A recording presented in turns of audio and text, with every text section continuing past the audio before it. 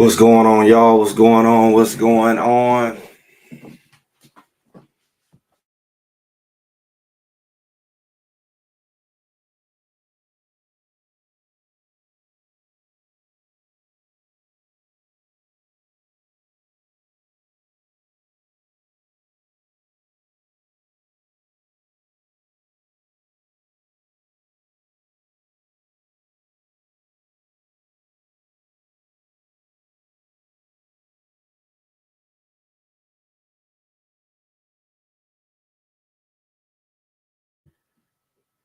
Thought this mute was off here. Shout out everybody. Shout out to our sponsor, Unified Strength, while sponsoring this show here. Greg Said It Live.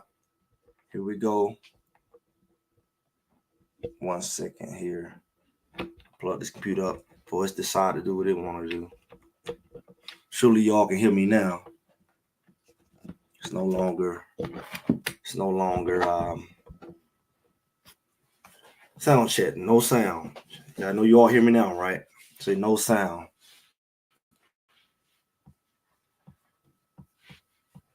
Do you hear me now? For the 3 people said no sound, no sound.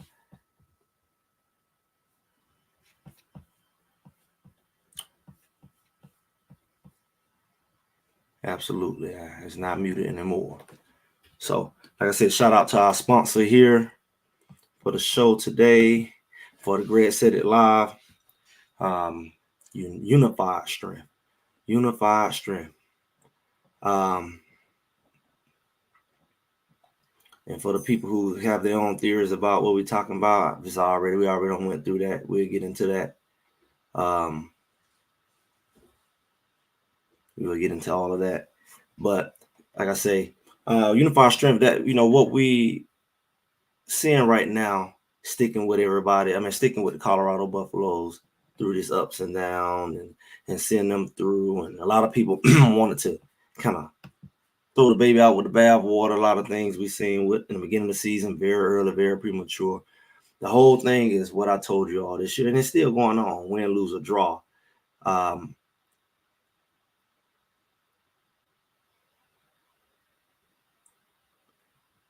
Let me see. I don't know. He when he said switch his practice schedule, he said nothing about time. He was talking about he said specifically they do special teams first.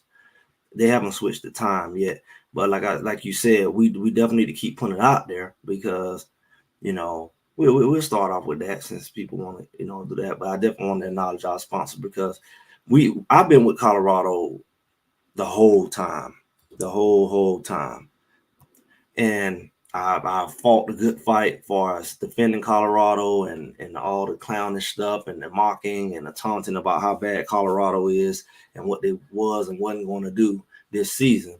And one thing I can say for sure, it took a lot of courage to stand with Colorado when there was no proof. They say everything is on paper, everything's on this. And then you start off, they weren't going to give you no credit. I knew. They say, you did this last year, even though we lost the second game this year. And then even up to this game, they said, well, y'all was 4-2 last year this time. I'm the kind of person who believe in comparing apples to apples and not apples to oranges. That's why I'm able to give the theory that I'm going to present today. And my theory can be backed up. You can have an opinion, but I'm going to back it up. I'm not, all of us can have different opinions, but I can go back from this season to last season and defute anything that said versus defute what I'm saying here. And that's what I'm going to do because really I'm the only one talking about this. Some of the other guys I do the show with, they say you definitely need to talk about it. They told me to coin the phrase daytime buffs because I'm going to be able to verify what this thing is all about. But sticking with Colorado through this, fighting for them, referees doing weird stuff, I get into that too. So we have a lot to talk about. But again, you see the information in the bottom. When you see this shirt, it's something different. It's not just a typical Colorado shirt. It's Unified Strength. We're representing. It's bigger than football as a whole, but it's definitely when we stand with Colorado, we stand with them. We stand with them through all the adversity, and we stand with them not in our weakness, within our strength. So when it's almost like it's not fraternal, but it's like when you see that, the mindset and the logic. Those are the people who really stand with Coach Bruff. If Coach Prime, you go to any game, you can see people in the stands who's not really Colorado fans, and they be in disguise because they have Colorado shirts on. And I've seen in person with a couple games. They didn't even know the players.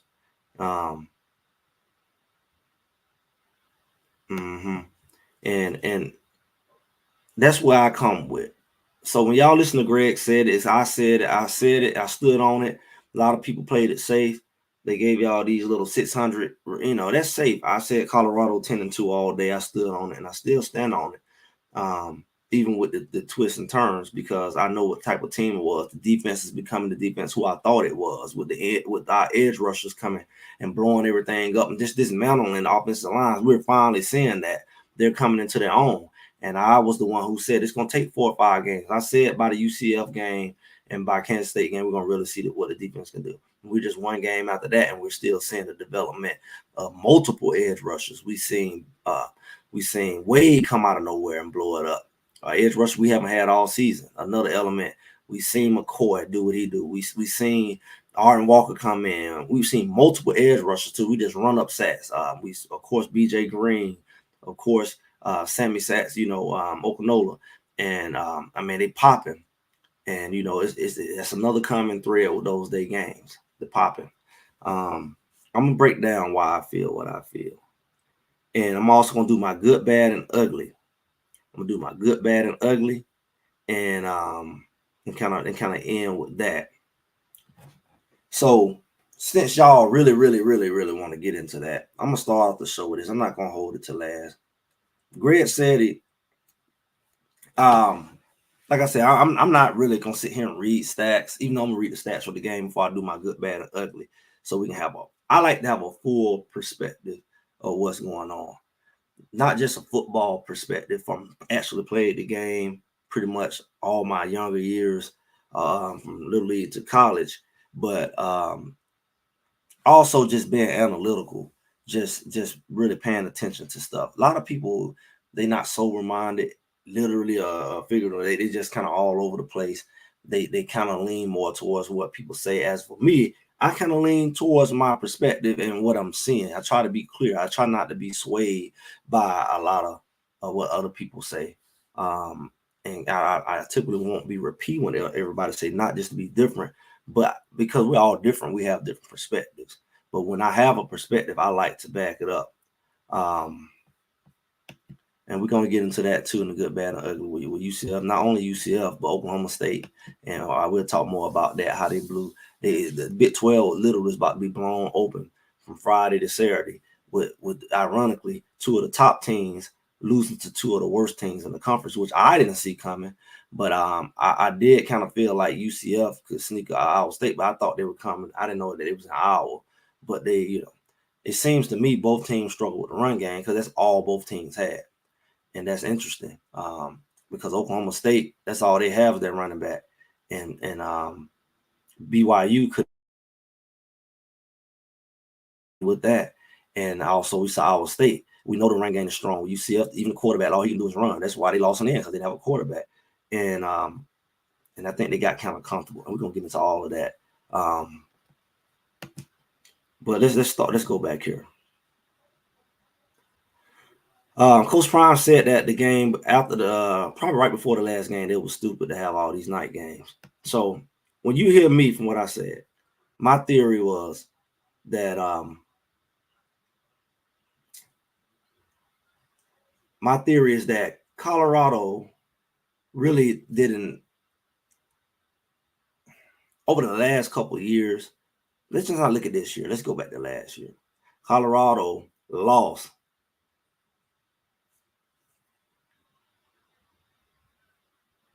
when Colorado lost to Arizona last year. This time, they tried to match it up like this is identical to last year. Colorado was 4-2, but it was a different kind of 4-2 because Colorado kind of jumped out there 3, then lost 2, then won 1 against Arizona State, and they barely won that. Like almost they would have went to like overtime. So Colorado this year, they had a lot more momentum coming to this, even though they lost to Kansas State at the end. It's just a different type of momentum. So, I think the biggest thing that Colorado have this year is I feel like they have even more night games. I think they have even more night games. So when you think about last year, they only played at night on the Arizona State game, and I think that Colorado State game. And hold 1 second.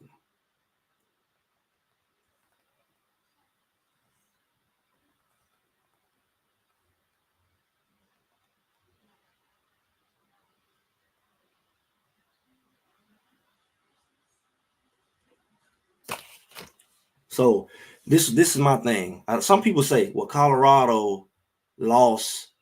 They played good at away games, better at away games. They just trying to come up with stuff, Colorado just need to watch more film and be on the road together. No, I've been saw that if you look at last year, we can break down last year's schedule. When they beat Nebraska, and they jumped down on Nebraska last year. The first quarter maybe was a little slow, but when they beat Nebraska to sleep, that was a day game. You got to think about it. They played TCU at noon. They played Nebraska pretty much at nothing, bit noon. All of them came back to back. The next week, they all came to Colorado State because it was the hot thing. And Colorado was their first night game, Colorado State, and they just kind of collapsed. Then, of course, they did. Oregon was that was an outlier. Then when they went to they played USC at home. They tried to come back on them. Then they went out to Arizona at night. Didn't play that well. Later, they played Stanford. Didn't play that well. And you look at pretty much all their games going forward, they were night games on the back end. I think Arizona ended up it was a night game. I think Oregon State kind of started in the day. They played decent with Oregon State. They actually won that game. There was another last minute loss, field goal loss. It was a night game. They didn't play that well there. They was just lethargic and slow. They went to Washington State. That was another 10-15 game. That in Stanford. They lost that game. And it was like they just never really showed up. It was like boogeyman. And then, they went to Utah and they really beat Utah, and that was a day game. And they stole 3 touchdowns from them on Utah. They really whooped Utah. So you can't say that the refs and all of that can't manipulate the game. So you look at last year, you can't say they played the best on the road because they played some of the worst games on the road. They played some worse games at home too, but if you look at it, they all had something in common except Oregon, and that's what they were all night games. And the 2 worst games they played was super duper late night games. Matter of fact, it was 3 because I think even Colorado State game was super duper late as well. They had like 3 super duper late games, but the excuse last year was they were in the Pac-12. They were playing Pac-12 teams because they were in the Pac-12. They were playing teams from Oregon, Washington. They were playing teams in California. So it made, your excuse was, hey, that's y'all problem. Y'all cheering for a team who's not on y'all coast. But now they're not playing no West Coast teams, and they're about to play their second 10-15 game in a matter of 3 weeks. And we have a lot of theories on like, okay, well, it's for the money, it's for the media. The reality is, no matter what time Colorado play, they're going to attract people. But for you to always get them a late slot, it definitely you definitely have no excuse for that because you got a plethora of West Coast teams. Even though the Pac-12 is gone, you still have Oregon, Oregon State, UCLA, USC. You got all these people over there that's on the West Coast that can play late night games, and they'd be perfectly fine because their 10 o'clock game on the East Coast is 7 o'clock there, and it doesn't affect them or their main fan base, which is over there. And so you would think that they would play more late games than anybody. It wouldn't be trying to use Colorado for the late slots, because the reality is, if you look at everybody's schedule, they're not stacking up 75% of their games at night in the first half of the season. That's not going to happen. And you can't tell me that nobody's better than Colorado as far as ratings. Colorado has top ratings, but you can't tell me though those big programs, those legacy programs, that they don't pull a crowd too. You can't tell me Michigan don't pull a crowd. You can't tell me Alabama don't pull a crowd. Georgia don't pull a crowd, especially when they're playing those big games. But the latest they play their big games is 8 o'clock. But a lot of their big games is played during the day. Yet you look at Colorado, they haven't played not one traditional college game yet. They have not played a 1 o'clock game or a 12 o'clock game. The earliest they've played is 4 o'clock. And both of those games just so happen to be those games that we say, oh, look how they played. That's the closest game today they have played. Everything else has been 8 o'clock and later, right at 8. So you're thinking about the fact that I brought up 100,000 times that the reason why this is an issue for Colorado, for the people who want to compare apples to oranges, no matter where everybody else play it, some people play that game. First of all, they're not playing that many late games. So that's a fact. You can look at their schedule. They're not playing 6 out of 8 night games. They're not playing 2 out of the 8 games at 10-15. Also, they're not the ones who have the practice tendencies of Colorado. Contrary to popular belief, if you actually played the game, you'll know that everybody don't practice at the same time. I think NCAA is a lot different now. They don't let them do 2 days. They limit how long they can practice. They don't got a lot more involved than when I was playing. But also, you got to look at the fact that they don't have to practice at 10 o'clock in the morning. That's a preference. So when you catch up with a team who you see practicing at 10 o'clock, you know, and then they end up playing at 10 o'clock at night or 8 o'clock, you know, they're playing at the opposite time that they normally practice, and they're programmed to practice that. You just don't argue if you don't know what you're talking about. If you actually played sports and you know how programming and training the body works, then you talk. But you can't really sit here and argue just for what you think, because you train your body for a reason, like how they do the drills and the running. You're assimilating what the body needs to be prepared for in the game. A lot of kids don't realize why we doing all this, why we doing all that, jumping up down, and you know the type of drills you're doing, like they don't make sense. It's because you're programming your body. Another thing that you program your body for to perform is you like he said, you practice like you play. Typically, you're showing your body what it feels like at peak level. So when it has to perform at peak level in the game, it's like he says it feels like practice. That's what he's describing. You practice like you play, it feels like practice in the game. Well, the same goes for how your body is programmed. Is your body is programmed at peak time to perform between the hours of 10 in the morning to 12 or 10 to 11. You only practice an hour. Then, you know, at that point, you are in a situation where your body is programmed to perform at peak time there. But when you shift that and say, all right, do the same thing from 8 to 10 at night or later, then what happens is the body is not programmed to, it's like a machine. It's not programmed to perform at that time, because it's a program. Like when you sleep, it has a clock. So if you're used to sitting down, relaxing at that time, and you try to play at that time, your body and your mind will clash. It'll be like, oh, yeah, go run. Oh, it's like it's a friction. But if they're hand in hand, because that's what they're used to.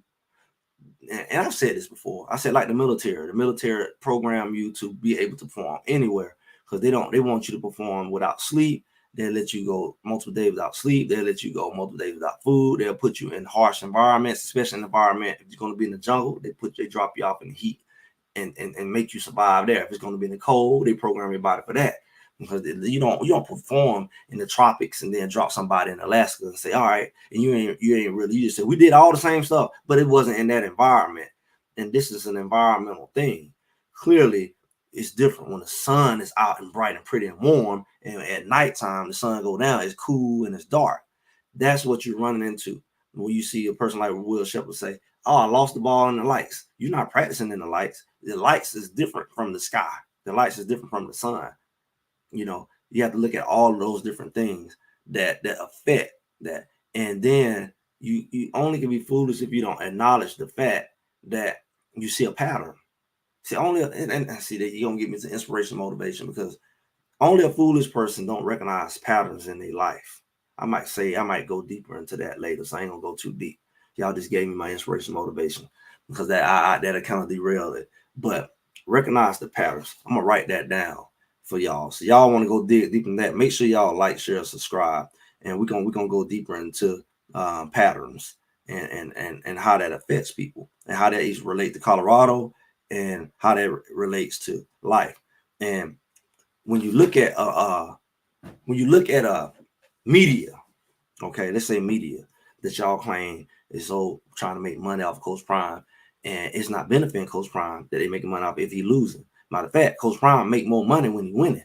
So say the crap, because last year they was winning and everybody was on them, and then all of a sudden they start losing. They start losing TV spots. They start losing people watching them. The hype was gone. So it ain't no money no better than Coach Prime winning. It's no amount of money that can benefit him. You can say it benefit the media. It ain't even benefiting the media if Coach Prime losing, because we know for a fact when Colorado started losing last year, people weren't watching the game. So it can't be about money, because they losing money when Coach Prime lose. But it seems to me, if you constantly put them in a situation where statistically you see, especially when you compare it to everybody else, it's not beneficial to keep doing that over and over again. But at the same time, it fits more so the mentality. Y'all talking about money, but we watched this man get crucified all year long. We watched him get crucified all off season for bogus stuff. And if you're gonna ignore that, then you just gotta be quiet, honestly, because you're not aware enough. You just need to sit back and listen. That's not everything, because we watch this man get blamed and his kids get blamed for nonsense. Yet you say the same media, these same people who talked about him like a dog, they was biased, they get on him stuff about stuff that other people doing, but you don't treat them the same. We know that. Anybody who follow this channel know that. I don't know who popping in, but you know that that's how they treated him and his team. From all kinds of strapped up. Oh, they got guns. There was all kinds of stories, right, from these networks. And then you expect to say these same networks got his best interest when they keep treating him differently, blatantly treating him different from other teams by giving him overly abundance of night games. And the reality is most people don't get night games but a few times a year. And that is true prime time games because they're winning. We got these TBAs by your schedule for a reason, but it's not designed for you to say TBA 8 o'clock, TBA 8 o'clock, TBA 10:15, TBA 8 o'clock, TBA 10:15. And you're like, well, don't y'all kind of lopsided? You know what I'm saying? How I only don't play it out of 6 games, at this point, 7. How I only played 2-day games. And nobody can explain that. It's no amount of money because it don't matter. He earning you money and either slot in. The reality is he's earning you more money in the daytime slot when more people are awake than in the nighttime slot when you losing people. Some people go to bed early.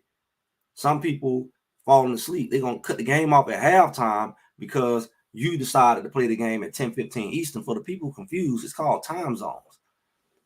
It's the time zone, and we know ESPN had an end for them. We don't heard all the theories about ESPN and like them. They SEC friendly, and they and Fox was more. We heard that. I can't prove that. I'm not getting to that. But what I'm saying is that yeah, we may see. Y'all may pick up a pattern that they may be putting them. ESPN may be the one who keep giving them 10, 15 games, and you may connect the fact that they were the one who was the harshest on him. But don't think these people are ignorant.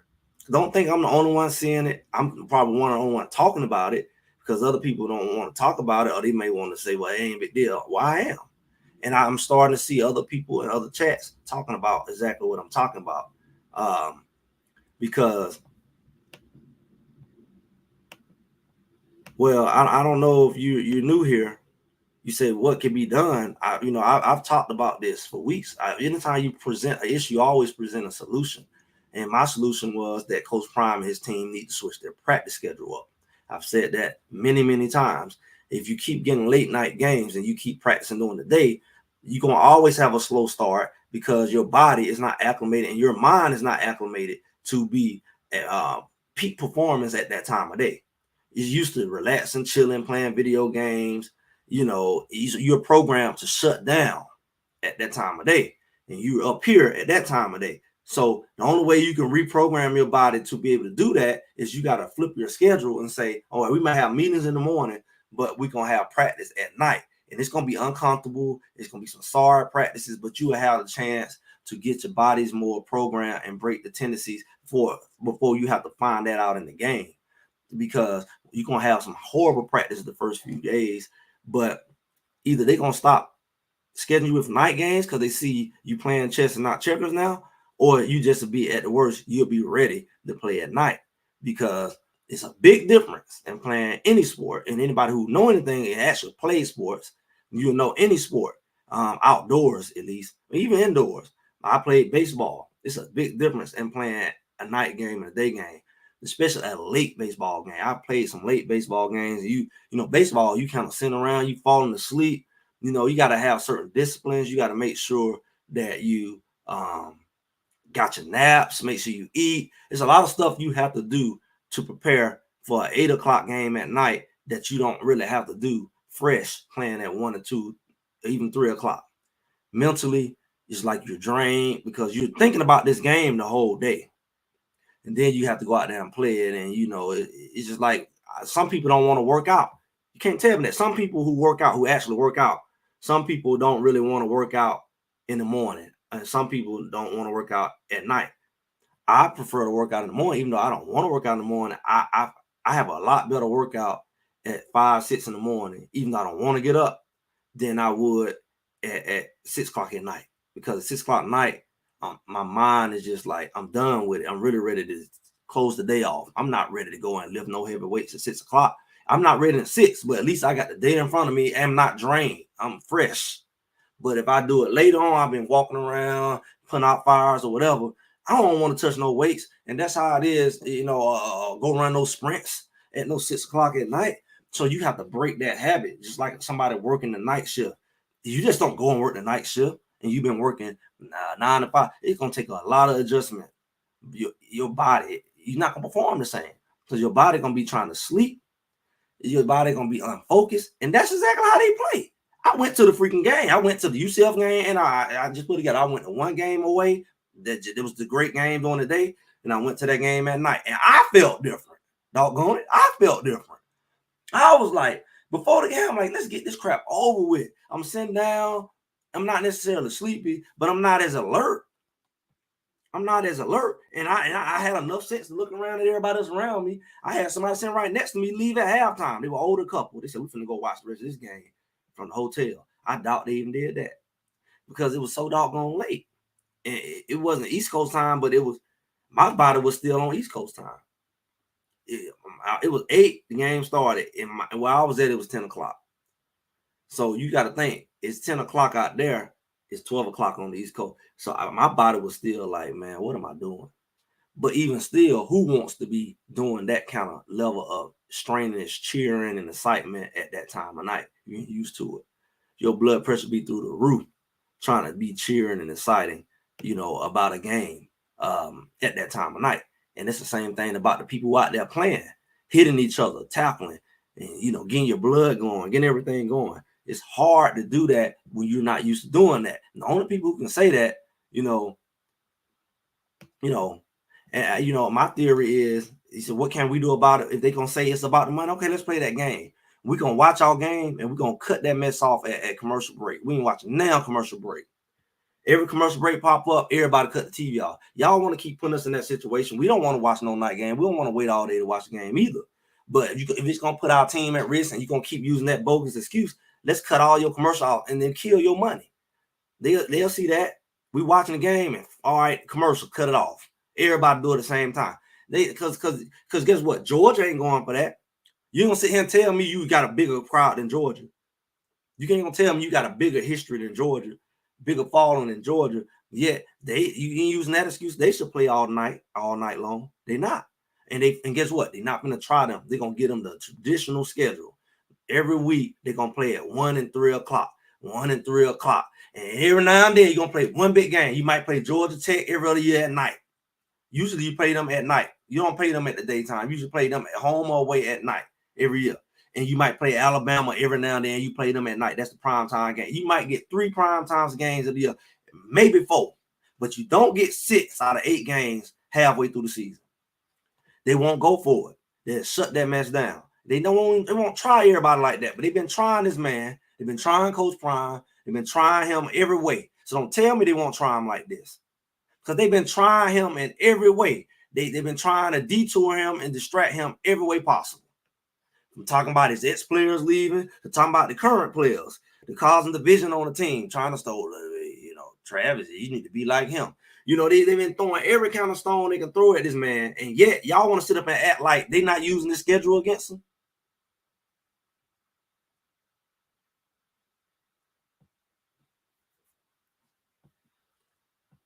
I already get her each week, absolutely, with the night games. Yeah, people say this is a dead horse. Then why did they turn around and schedule Cincinnati for another 10, 15 games? Is the horse dead? Why he still riding?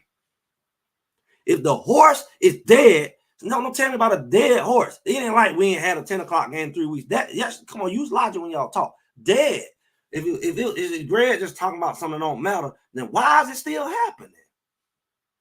I would be willing to bet, especially after they whooped the game last week. I would be willing to bet that Texas Tech game. Some of these big games we got left, don't be surprised they give us a nighttime slot. See, this is prime time. No, they know the chances of you losing is higher. Look at your record. Look at it. You played Nebraska in the daytime last year. You beat them to sleep. When it's supposedly the same team, Colorado went out there, lights flickering and all that at nighttime. You know, they made it start off in the day, but it's in the back half. It's really later because, you know, the days are longer in the summer. And you sitting here looking like, oh, shucks. At night, you know, Colorado got a slow start. They just doing stuff. And they just look like they never showed up. But, they, you know, they're not doing that in the day. You can't name a day game when they did it. The closest thing you can say is when Oregon jumped all over. Oregon just jumped all over them last year. And that was after Travis Hunter got hurt. That was after all that drama with. So it could be just as much as that. They just was drained. They had like 2-3 straight weak games. What media just all in their face. And them boys just weren't built for it. But you can't name too many games. Well, they just get out there and just be like, but you can't name one good night game they played. You can say, okay, this year they played Colorado State decent, but even that game was slow up to pretty much halftime. Yeah, they end up beating them like 28-3, but the reality is they should have scored double that, but they had such a slow start. Yeah, this is basic science, okay? This is basic science. That's why I don't know. Some people argue, y'all get it, but some people argue this mess, and it's like, come on, y'all. Like I'm expecting their trainers, I'm expecting Colorado to catch on to this by now because they doing it to y'all, they ain't doing it to me. Push comes to shove, I can be on my coach. I ain't gonna be out there this time. Last time I was struggling. I can be on my couch watching y'all. Y'all the one gotta tell y'all body to perform. I can be leaning with it and rocking with it and watching the game, blinking and everything. And I'm safe. Y'all can't get out there and play like that. You gonna throw away your season. For Cincinnati, I'm gonna tell you, Cincinnati, they hanging around like a little buzzer. And they feeling themselves. And yeah, it's still early for a lot of teams, but it's late for some too, because some of them ain't gonna play nobody. Like BYU, I would say they really ain't got too many threats left. Colorado got more potential threats left on their schedule because Texas Tech is still playing decent, Cincinnati is still playing decent. You got Arizona out the way; they could have been a potential threat. And you know, Oklahoma State, they not playing decent, but they could be a threat. And you know, them teams like that, Utah, whatever, at the end, you can't take them for granted. You should win those games. But you see how BYU played these teams. You take somebody for granted, and you know you play them a lot closer than what you should have played. Thanks for coming through. Thanks for coming through. Yeah, I kind of repeat this thing because I see things that other people don't see. You know, and we can try to be a little miniature version of the Nightcap and Stephen A. Smith. I'm me, and you know the things that I see other people don't see, and that's what people come to my page for. They come to my channel for. And I've been hollering this thing out, and you know it's like more and more people are getting it.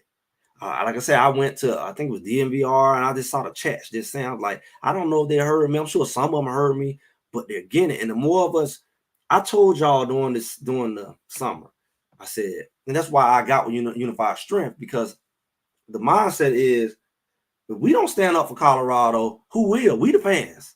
Like I told you, if you do something to certain fan bases, they'll shut that mess down. The networks ain't gonna try them like that because they gonna hurt them in the pockets, sponsorships, all that money stuff y'all talking about. If Colorado got as big as base as y'all saying, then we should, that same big base should be like, look at here. If you get your mind right and pay attention and quit working against the interests of who you say you support.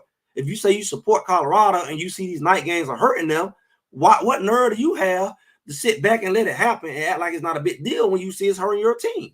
If you really care for your team, you just say, hold on, y'all chill out. Y'all don't did enough night games. Y'all don't did more night games in the first half of the season than these other teams put together. Because no way in the world Georgia going to play 6 night games in the whole season. We already at 6. Georgia ain't going to even play half the night games we play. Because they fan base like, no, we going to keep us at 1 o'clock unless they in another time zone. And even if they play in that time zone, it's going to be the 1 o'clock game. It ain't going to be the 8 o'clock game in that time zone, what makes them have to play at 10 over here. They're not going for that. And if you get them once, you sure ain't get them twice. They're not going for that. You messing up all kinds. You messing up their money because they know where the money is. You messing up their tailgates. You messing up how they do things when you change that whole schedule up like that. Traditional legacy colleges would never go for that.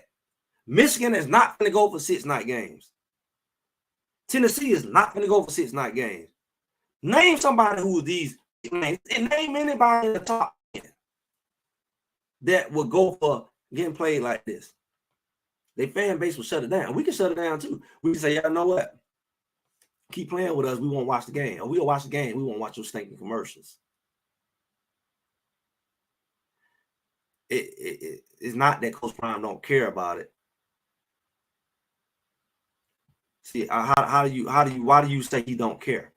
He actually brought it up. So you can't say he don't care because just a week ago he said it was stupid. But what can he do? We the one who can talk about it. He can't talk about it because all the same media who taunting him, they want him to say something about it so they can make a talking point out of it. He can't say nothing about it. You can't say he don't care. He just can't. It's just like when the referees were cheating on him last year, boldface cheating on him. How many games they steal from him to make him 4-8 last year? He at least was 7-5. All them close games was close because of penalties that was called and wasn't called. Just like that game against Kansas State that we just played when the guy Bobby Boucher'd him. He Bobby Boucher'd him while he went up for the ball. Yet we watched the game last night. Our state cornerback went up for the ball way out of bounds.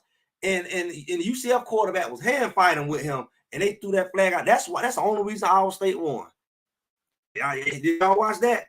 Iowa State it was a 4th down. It would have been 4th down, and they were hand fighting, and the ball went out of bounds, and they were like flag. Shepard got Bobby Boucher. The guy said, ran through Will Shepard's chest, and he couldn't even come back to the ball, and they didn't throw the flag. And the silly sold-out media on the TV said, well, you know, it wasn't catchable. How you know it wasn't catchable? He didn't have a chance to come back to the ball. The guy never turned around, and he intentionally had full contact with Will Shepard. It wasn't unintentional. It wasn't just good physical contact. He literally tackled Will Shepard because he saw Will Shepard go up, and he said, no, you ain't finna beat me like that. And and he got up, and him and his teammate looked for the flag because they knew it was a pass interference. It's like basketball, an intentional foul. It was an intentional foul. And yet, that would have put us, that not only would have gave us a 1st down, it would give us a fresh set of downs. We still had a minute on the clock, and we would have been closer to field goal range, and we would have took that game to overtime or won it just like Iowa State did. But they didn't call it. But they called that one, and it was way more contact on our man. Same scenario. And Iowa State maintained their undefeated. We seen them save Miami 2 times. Don't tell me that it ain't some type of weird conspiracy going on where certain teams, they helping to win and certain teams, they not. We don't watch Coach Prime for 2 years. Couldn't get a call. Every call in the late in the game worked against Colorado. Every holding, every personal foul, everything, they move all of a sudden. Oh, 26. All that. Shadua get his head smashed into the ground. They ain't calling no roughing the passers unless they have to. This is super duper egregious. Shadua get his head knocked off when he trying to slide. And what was that? UCLA game. That would have changed the game last year. They didn't call it. We watched him and Travis Hunter get tormented against the Colorado State game last year. They did everything in their power to make Colorado lose that game. That's why they had to go with double overtime. You look at the actual game and see what transpired. They're throwing so many things at them that work against them that sometimes they overcome it and sometimes they don't. So when you say Colorado lost 6 out of 8 games by a possession or less, half of them was only by a field goal. You look at the fact that last year, Arizona beat Colorado by a last-second field goal. Oregon State beat them by pretty much last-second field goal. Back-to-back games. And Colorado, in every last one of those situations, when Stanford came back and helped take it to overtime, all of them came behind a penalty called on Colorado. That gives them a 1st down after you get them a 3rd down stop and this 4th down. They throw a late flag. Almost all them games happen like that. Yet, Jay Reaver holds soda pad out. Right in front of the they pulled him to the ground. He fall at the ref feet, just like Will Shepard. And he jump up. They don't get him the flag. They're not helping Colorado. They helping the other team either get the lead or come back and tie the game. Yet we turn around and say these same people are doing a good thing by helping Colorado make some money by giving them night game after night game after night game, 10 o'clock game after 10 o'clock game Eastern. And oh, it's for money. You can't be that doggone. You fill in the blank. You can't be. This stuff ain't happening by mistake. These bad calls ain't happening by mistake. These old trashing media pieces on Coach Prime every other week. Oh, it's just for money. Man, you don't get out of here with that crap. You're not gonna use my head as a punching bag for the sake of money. Money ain't that serious. Coach Prime don't need money that bad to be a punching bag like that. You messing with his brand, really. You messing with Shador brand, really, when you're doing it. You really messing up their money when you, soon as Silo mess up, you dog him out. You're not, oh, that's just good talking points because everybody, no, you're not going to do it at the sake of my brand. You're not going to do it at the sake of my brand. You know, it's no amount of money that's worth destroying my brand. I'm going to tell you, Colorado will make far more money winning. I've already said it. The networks will make more money. It's a fact. The networks will make more money if Colorado win out. Yet, that's not the goal, clearly, of the networks, because they're not putting Colorado in the best situation to win out. There's no way you gave Cincinnati and Colorado 10 o'clock game for the benefit of Colorado, when they've already played 5 other night games already and just played the week before this week a 10 o'clock game. How do you get them a 10 o'clock Eastern? That's 8 o'clock their time for the mathematicians. It's an 8 o'clock game for them.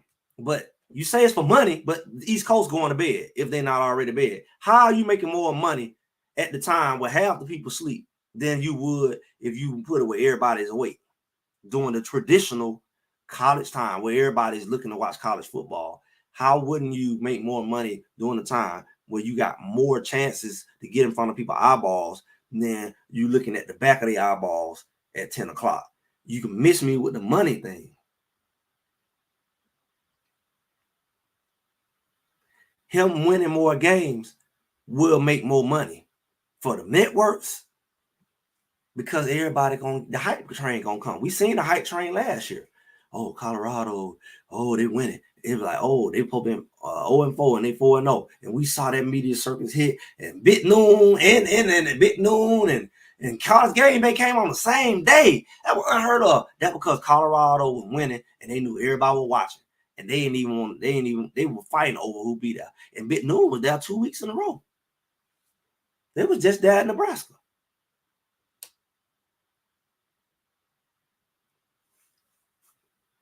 That's why you know they played Nebraska at noon. And guess what? You played Nebraska at Big Noon. That means what really was going on, Colorado was playing at 10 o'clock in the morning. That's why everybody was tripping. But guess what? Why did Colorado perform well? Because that's when they practice. They practice at 10 o'clock in the morning, for those who don't know. So realistically, if you really cared about them, you would give them a 10 o'clock. You would give them a 1 o'clock game, a 12 o'clock game, which you haven't yet. You haven't yet. And I don't think you're going to, because you know better. Because everybody is becoming aware. Grid said they're going to make you that. And I dare y'all to go tell everybody and see what they say. Go tell everybody about the daytime buffs. Because just because you don't know about it, that don't mean these networks don't. Because clearly they do. Because they're obvious in how they're scheduling these games. It's ironic that both of the games Colorado played, the only 2 games they played that day, they look night and day different. No pun intended. Night and day different. They come out faster, they step on the gas, and they leave a team behind early, to the point they almost get bored.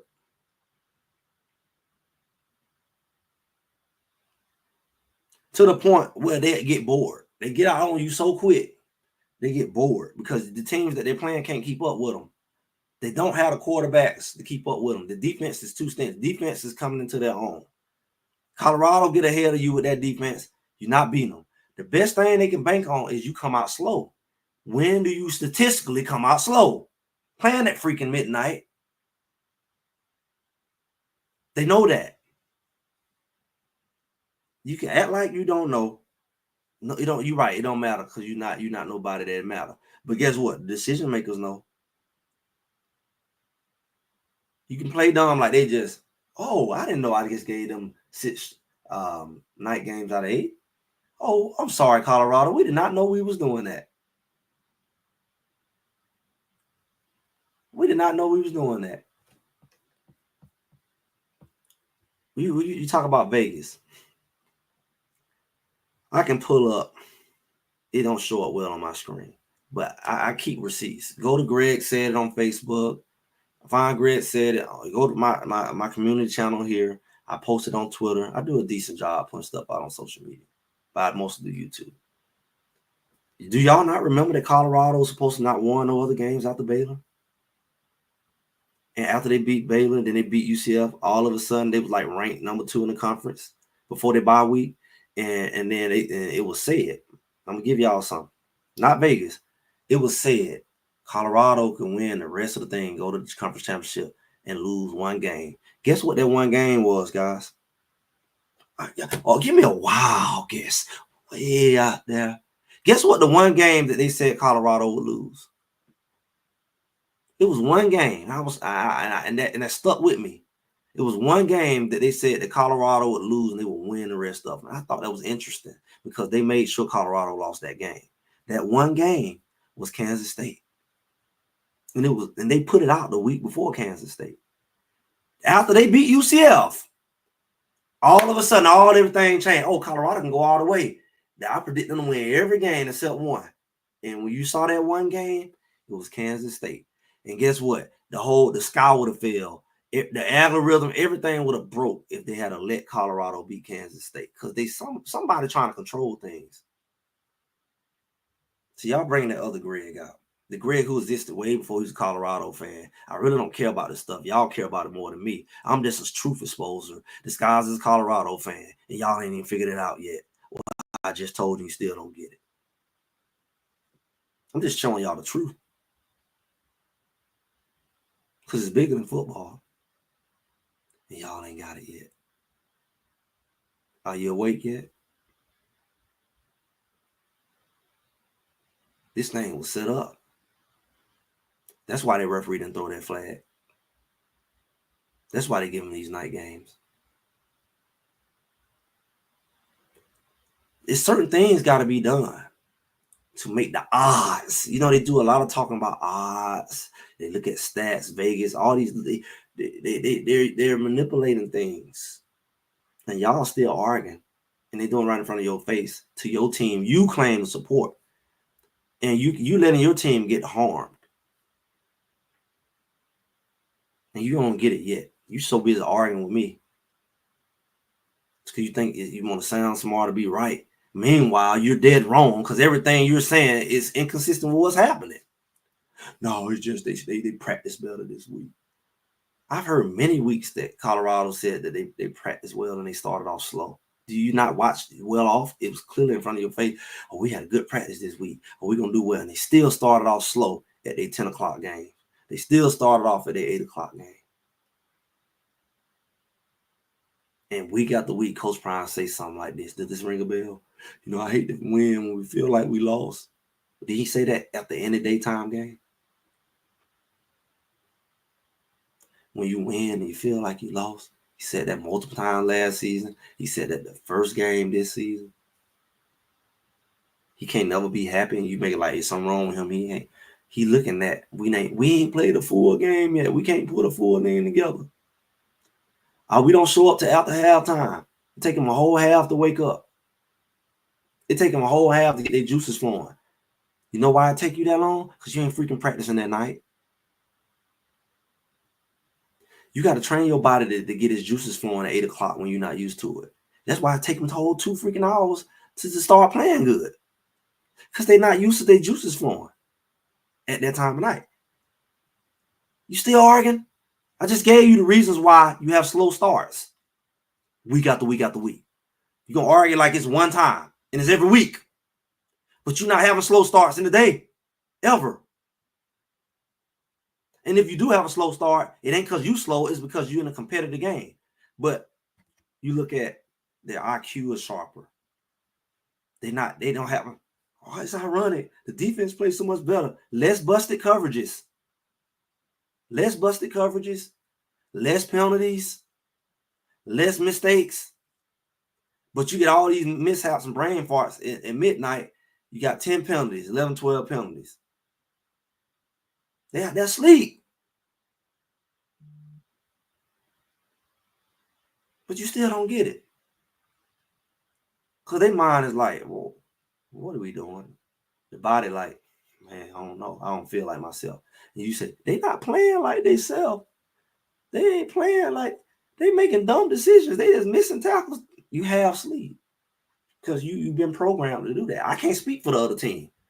You go speak for them. I can't speak for the other team. I don't know their practice habits. I don't know what their coach did. I know nothing about that. I know what Colorado did because I'm watching them. Y'all want to talk everybody else. I'm talking. I know what Colorado doing and not doing. I'm watching what they do, and I know their history. I can't speak for why the other team can do better.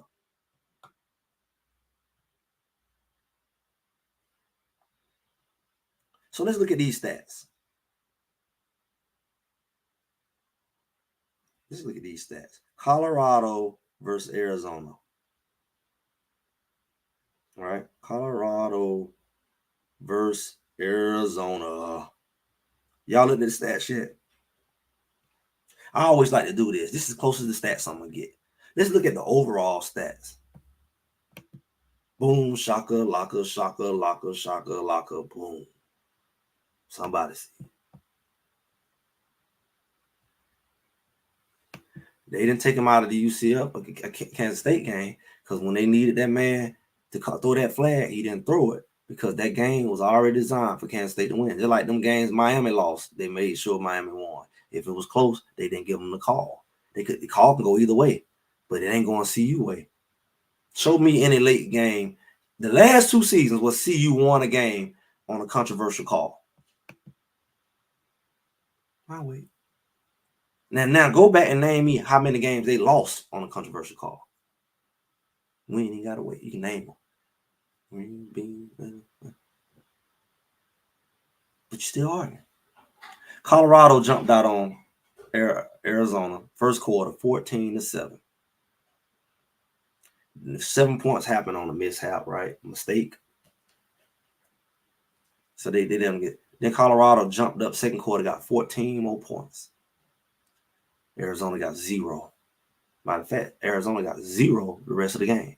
So clearly, we're not just talking about the offense is a weight. The defense is a weight. You know, that same defense that we kept talking about the first few games, they did is let everybody score the points and the offense have to come back on them and they have to shut them down to 7 points in the second half. And we just need them to play like that in the first half. Well, name the 2 games where they did it. It wasn't no hurricane this time. They both were south, but one was like southwest, the other one was southeast. Played at the same time, 4 o'clock-ish, or 3 o'clock their time, but same time for us, the Earth. It would have been like 2 o'clock Colorado time, because Colorado time is mountain. That defense gave up 1 touchdown, and that's because they had good field position. They probably could have goose-egg Arizona if they didn't kind of get them that position early in the game. The mistakes they made, they didn't make him no more. That Terry McMillan, the receiver, he didn't even make 50 yards this game. It's probably the lowest game. And you know, teams like him, where they won the match, you shut them down. That's why they lose. Anybody shut him down, they lose. Just like Oklahoma State, you shut their running back down, they lose. You shut Harvard down, they lose. That's a true one-dimensional team. Like they tried to say, all we got is Travis and Shedeur, but clearly Travis didn't play yesterday. And another star was born that I told y'all about. But we'll get into that shortly.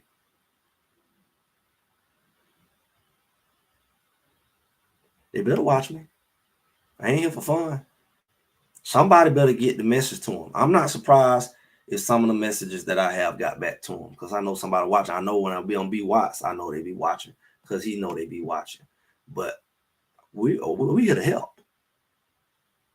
Y'all want to go see a clown show? Go watch somebody else's show. I'm not here to hate on CU. I ain't putting in all this work that they don't see you. I'm telling them what they need to do. That I know. I can't tell you the X and O's. I'm not trying to be your coach. I'm an extra set of eyes. Maybe you ain't, but I'm saying it. I can have eyes that you don't have. I can have knowledge and wisdom that you don't have. It would be smart for you to take heed when you hear it. There's no need to be prideful. You don't pay me.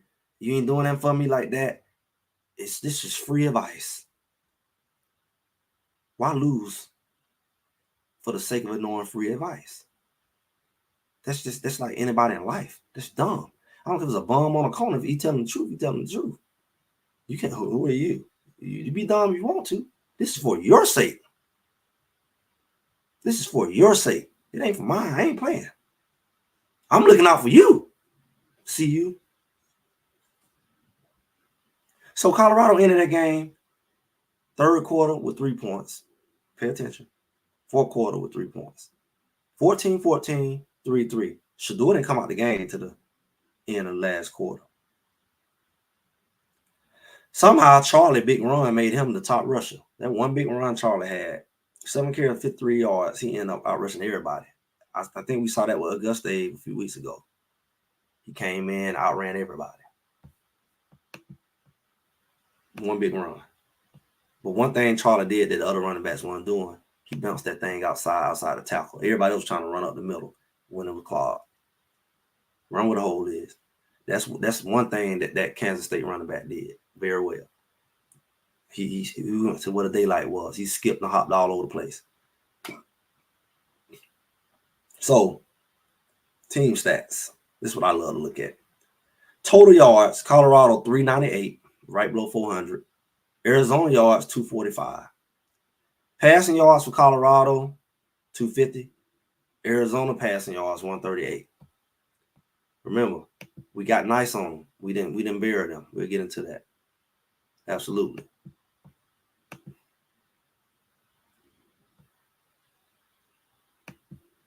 They already said last year they need to humble you. Don't forget, it's the same stuff applies. Yards per play. Colorado 5.5. Arizona 4.1. So let's look at what the difference was in the game. We hear these stats and they're identical. I know when I looked at the UCF game, I was surprised because the stats were identical, but they blew UCF away. But the stats are identical, very identical. Let's see how identical the stats are. Colorado had 21 first downs. Arizona had 16. Think about it. You only had 5 more first downs as them, but they only scored 7 points. You scored 34. And you didn't have a defensive score. They contributed, but you didn't have a defensive score. That I remember, unless I'm confused. Your third down efficiency was great, but it got worse as the game went on. And we'll get into that. You was 9 out of 18. It was half, 50%. And it was 3 out of 11, which shows why they lost. They weren't getting no third down conversions. Maybe except when the quarterback ran a few times. Your fourth down efficiency was 1 of 3. They was 0-0. So they didn't go for no fourth down. We were going for fourth down because we was in the red zone and couldn't score. That's a whole other conversation. We ran 73 total plays. They ran 60. We punted twice. They punted 7 times. We had 6 penalties for 70 yards. They had 9 penalties for 91. Let me tell y'all something I noticed. We're going to pause on these penalties. I noticed when I watched BYU and Iowa State, and they were talking about Army and Navy, one thing that they had in common, and this could be part of conspiracy or not, they always said when they did get a penalty, that's surprising. This is the one of the least penalized teams in the country. All the undefeated teams that I see out there are the least penalized. I don't know if they're truly this one or the refs just not calling. Because I'm gonna tell you, I see a lot of holding in some of these games that could be called, and maybe that will hurt your penalized reputation. I know when Colorado hold, most of the time they get called. So see, those type of things are in the hands of the ref.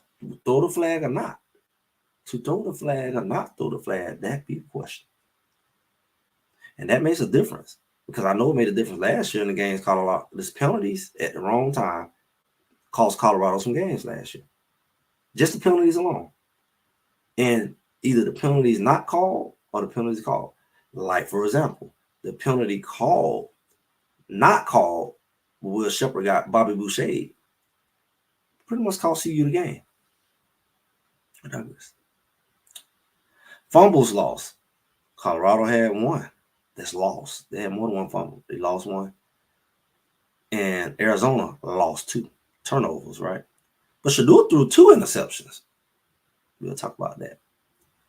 But Arizona threw 1. Colorado had the ball 30 minutes and 34 seconds.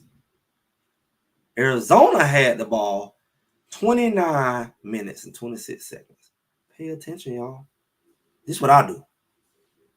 Colorado didn't even barely had the ball a whole minute more than Arizona. Yet they beat them 34-7. Let's put our logical minds on. Because I remember saying a similar type thing, but even more close when they blew out UCF.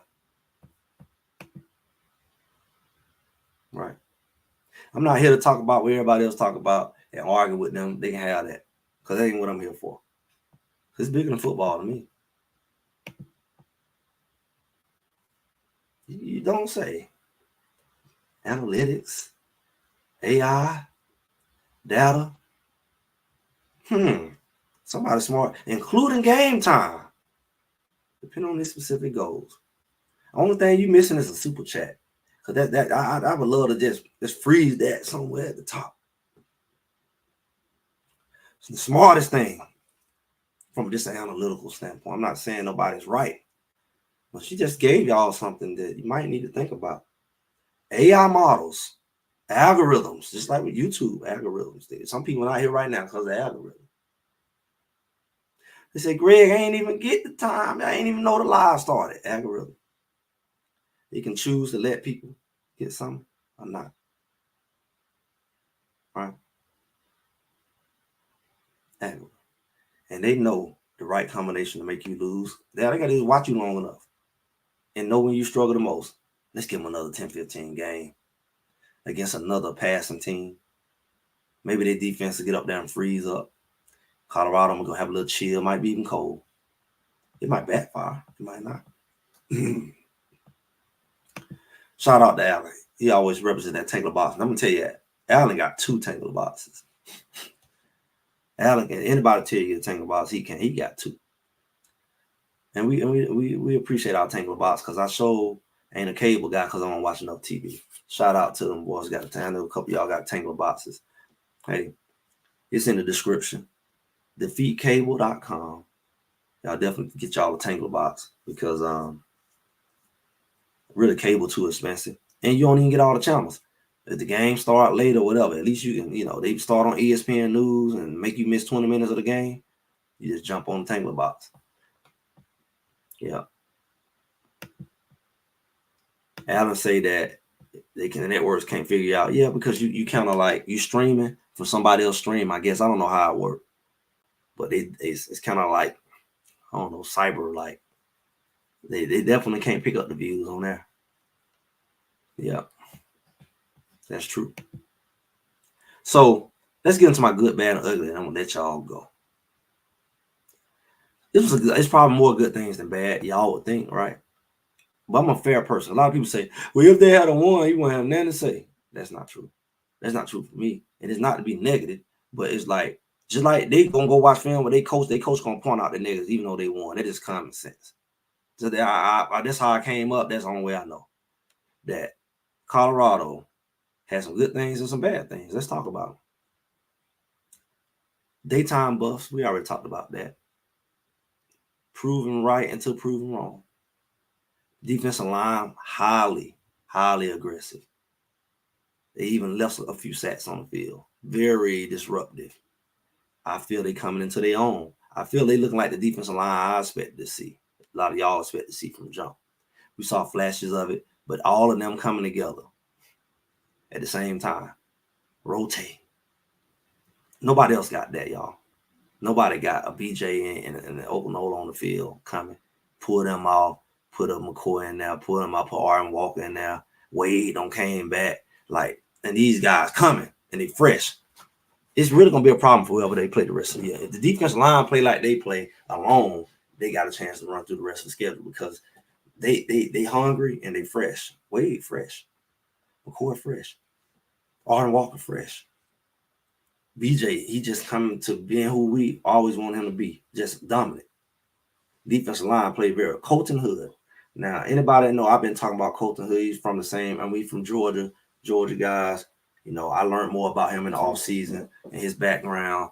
I felt like, you know, he supposed to be the guy who back up Travis. I really wanted him to be on the other side. They put McKinney. McKinney got there earlier, right?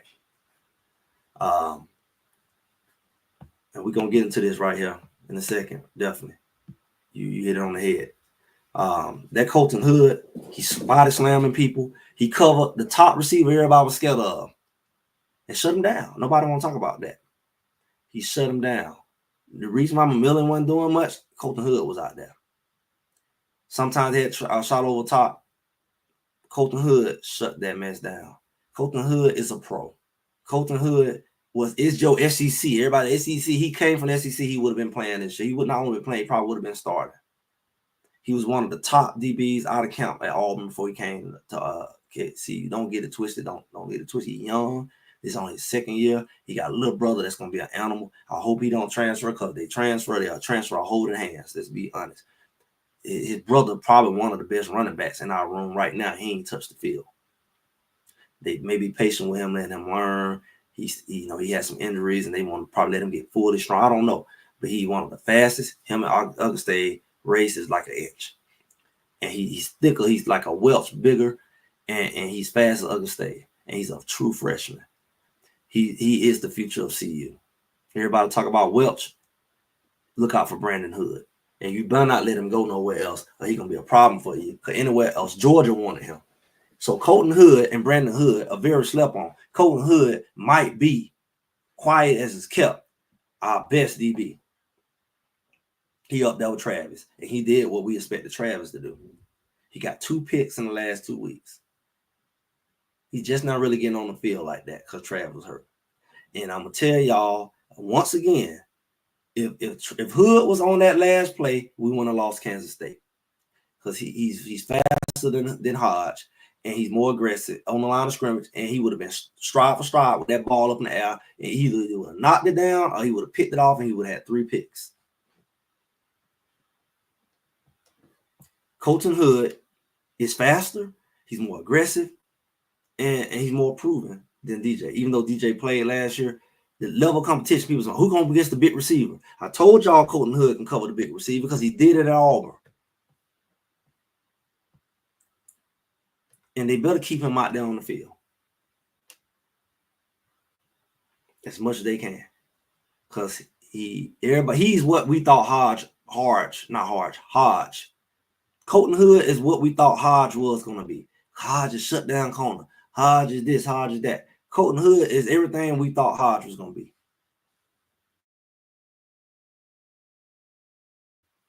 Now, Greg said that. Put it out there. Clip it, flip it, rub it down. He's everything we thought Hodge was going to be. All the hype. Can't play like you practicing at the wrong time. That's contradictory. You see, that's contradictory. I'm down. If that ain't my thing, anybody got it, I'm down. If anybody know how to do these petitions and stuff and stir this thing, I'm down. I told y'all we're gonna do something this year because y'all act like they want Colorado to win. Y'all, it can't be baby minded, it can't be short minded. These folks already told y'all they expect Colorado to lose. They already projected that they lose. It was up to them, Colorado. They be laughing them out and dogging Coach Prime out and saying he daddy ball and Shadua ain't the first round pick. Everything they've been saying right in your face. You think that they just talking for fun? You think they ain't doing that to make sure it happens? They already because you too silly to see they already did it last year. You're 4-8. They throw it in your face. You 4-8. You really was an 8-4 team last year. Quiet as kept. I ain't been quiet about it, but yeah, they blow off what I'm saying. I don't know how long you got to get hit upside the head and dogged out before y'all. I ain't that kind of person. I hope y'all ain't, but somebody is. The person that got to get drug in the ground before they realize the truth. That's just not good.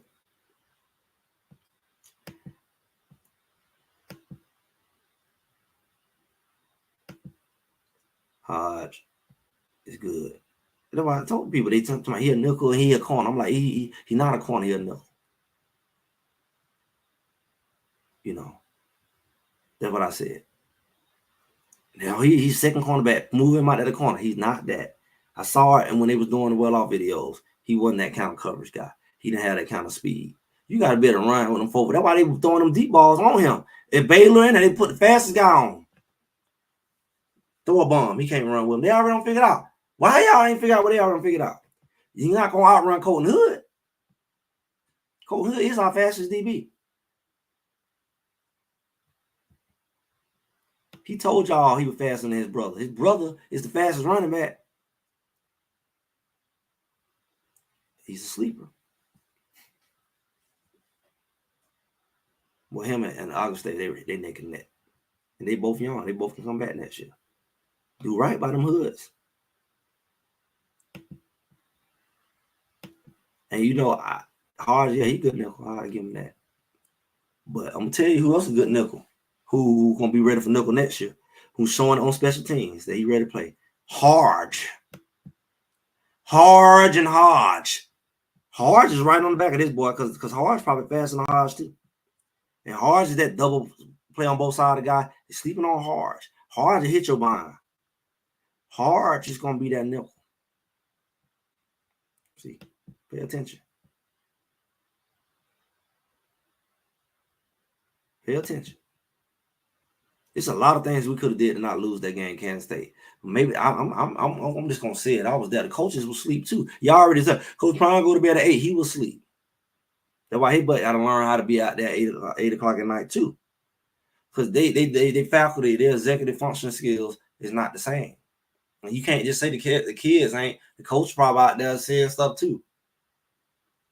Because they're not used to man at their optimal focus at that time either.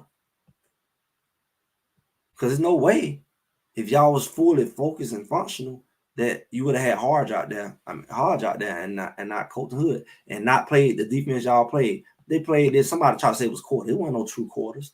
They had 3 safeties back there in 2 corners. It looked like a blanket. It wasn't quarters because it was a third. It was 3 safeties. Now it wasn't 2 safeties and the corners went back. It was not quarters. It was something else. I don't know what it is. They had both of the corners dropping back deep. They had 3 safeties because Herman Smith was out there. Shiloh's back there. They had 4 safeties out there because Sid McCray was up in the box, like covering that slot, like he was a nickel. I don't know if Hodge was out there. But I know back deep. Shiloh was back deep. If I'm not mistaken, Stockmire was back deep, and Herman Smith was back deep. And they had the linebackers down there. And they had Sylvan Craig down there, and they were rushing 3. I said, well, what was that last week? So I know you sharper now. So even that can prove what I'm saying. You can't prove, I can prove it. Even the coaches were sharper today or yesterday. Because I'm like, what was that at midnight? What was it? Why in the world did you put your cornerbacks on the island with no help over top and let them bomb you to beat you when they were down by 4 with less than 3 minutes on the clock? How did you do that? At best, you could have been in prevent. At best, and just say y'all got to run this ball, keep everything in front of you. How do you do that and lose? And maybe you got some hoodoo going on. Somebody wipe your brain out, but like you definitely wasn't at the best decision maker because your game plan this week and a defensive coordinator, they gave so many looks. They zone. They gave about 4 or 5 different looks. That had to play a factor in throwing everything off. They ain't never played that many defensive looks. Everybody's like, I'm tired of them being a man every week. I'm tired of them being a man. They always in man. They always in man. Yesterday, they weren't always in man. And they showed on the scoreboard. On the scoreboard showed it. Right? Let me finish up. So I say Wade, he came back well. I got him on the good. Got us another edge rusher that we was excited about. Was in the boot most of the year. He back. Cash Cleveland stepped up. I'm looking like, what's going on? I thought Yakir Walker, where he at? Cash Cleveland got in there. His family was happy, I heard. Cash Cleveland got in there. And it's like, okay. And it looked like he wasn't that much push in the middle. I don't know. The old country Cash Cleveland, IMG. He been behind the scenes, quiet. Watch out, Hank. He a freshman. True freshman. He'll be right behind you, breathing down your neck. I like the fast start. I've already talked about. I like the fact they had less penalties and less penalties for Colorado, not for like BYU. You know, they said they don't have barely any penalties. Less penalties, less sacks. They only had like one sack. That was early in the game, like the second play of the game. I like that. Those are all good things. I add a little bonus. I like the fact that ASU took that L to Cincinnati. And I actually predicted Baylor to go and take on Texas Tech. Baylor thumped Texas Tech, for all y'all don't know. Did that help? Because now ASU don't got their second loss, so they're out of the race with the one-loss teams. And Texas Tech finally can join the rest of us down with the one loss because they were undefeated. So there's only 2 undefeated teams left. And they both start them off my bad. Oklahoma State dropped the ball, literally and figuratively, for BYU, and let them Hail Mary them at the end of the game. Right? They had the game in the bag. UCF had the game in the bag, probably not as much, but pretty much. You know, most of the game, and at the end, it was where they need to be. Quarterback couldn't throw the ball. They couldn't finish off the game. They was running decent, couldn't run that clock on down, and let Iowa State do something they did all game, drive all the way down the game and score. Now, remember, I told you they got a helpful pass interference. They helped them get the third down. The ball went out of bounds. They called pass interference. They could have put them away. They could, of course, it was fourth down. They would have had to go for it because they were down. They weren't going to punt like they was doing before. They kept punting. And they gave them the call that they wouldn't give Colorado. Go figure. I guess you don't become undefeated without the referees really wanting you to be that.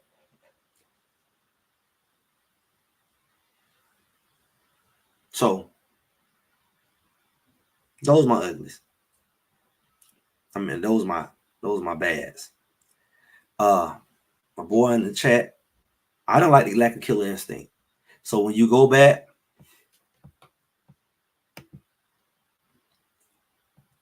yes, sir, Coach Prime go to bed at 8. So you playing at 8, you go to bed at 8, not hanging out with your homeboys, not playing, you know, NCAA football at 8. Go to bed at 8. That's Coach Prime. Yeah, I mean, you know. Yeah, I guess they still got some guys that can come. It's good to have because depth and injuries happen. So you guys got to be there.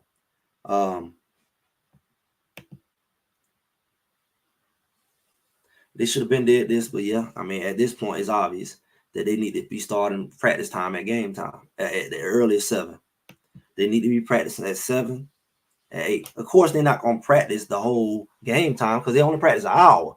But they need to get out there and look stupid. They need to get out there and get cussed out and start practice over at 8 at night, not at 10 in the morning. And they need to do that every day and have their bad practices and get it out the way. But in the meantime, their body will get used to saying, hey, somebody was going down my throat. They pushing me. They fussing at me. They forcing me to think and perform at this time of day when my body is. It's like a person going through withdrawal. It's pushing them to function and focus. So it won't be new when game time. Preferably, I prefer them to do that during the bye week. They would have had 2 weeks to do that. And then, versus, 2 or 3 practice days. But 2 or 3 practice days is better than none. And I ain't talking about no little rinky-dinky walkthrough. So that's not a practice because you're not going at the speed. You're just up, which is fine. You can do your walkthrough at night. But the other 3 practice days need to be at nighttime, where you're going full speed, tackling and stuff. So your body can be like, ooh, I'm hitting somebody 8 o'clock at night. And just get over that initial, shock. Because it's hard to shake, man. When you every single day you do morning and then say, all right, nighttime. Morning. All right, nighttime. Morning. Nighttime. Like, and you wondering why you like inconsistent. But I didn't like the killer instinct not being there. You went 14-14, like I said, 3-3. And you not only went 3-3 in the third and fourth quarter, but two of those, which are those two field goals, you was in the red zone. At least 2-3 other times you was in the red zone, and you either turned over the ball or you just, that was that fourth down conversion, you failed that. And it's like, I want to see that because that prepares you for the next game. It may not mean nothing. See, that's that mindset. It may not mean nothing this game, but it's like you practicing at night. You use the game as practice because you can't get a full speed rep. At practice, y'all don't want to hit each other. Y'all don't want nobody to get hurt. This is your chance to work on. Okay, I don't need this score, but we need to work on how to drive this thing in on the 1 yard line. We can't just say, oh, well, we up by 30. We good, ain't no big deal. No, because the habits that you now when you get in the game where you need it, you can't do it.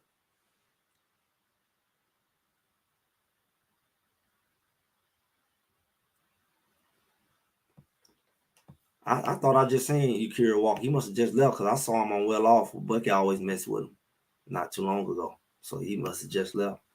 But that's what I'm saying. That's my critique of how you finish that game. Forget the scoreboard. It's about execution.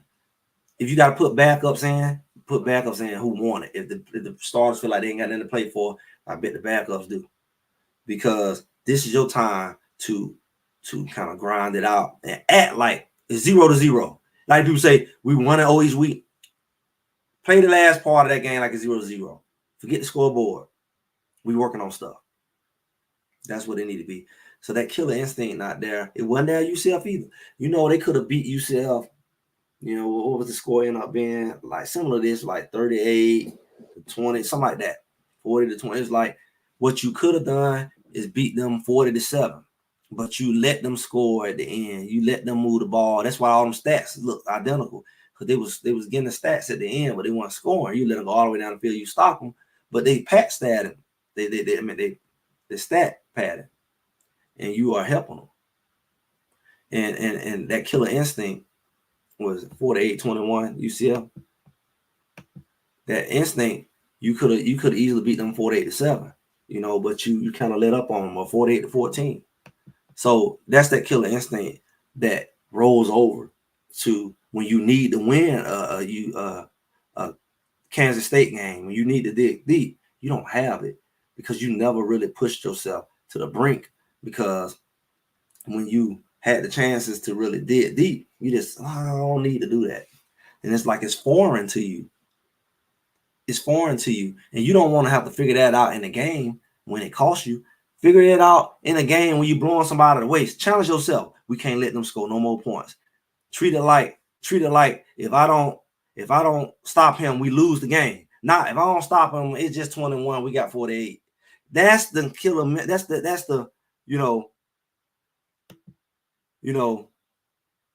that's the thing. Appreciate it. That's the thing that makes you great. You can't say, oh, we can go like Cash, not Cash. My boy,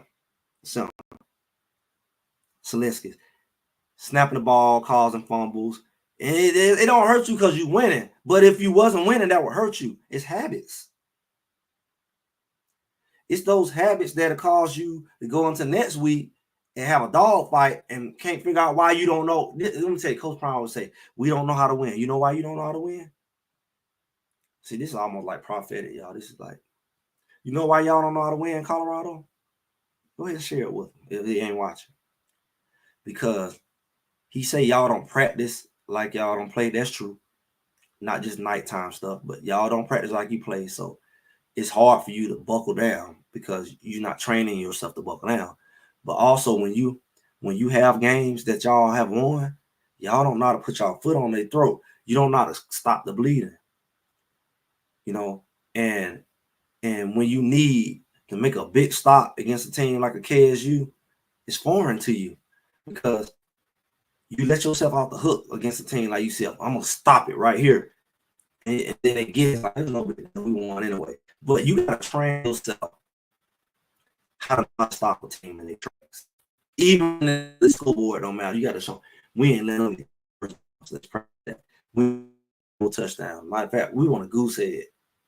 Not a goose egg in the second half. We want a goose egg game. We want a game where somebody don't score at all. We want to be purely dominant.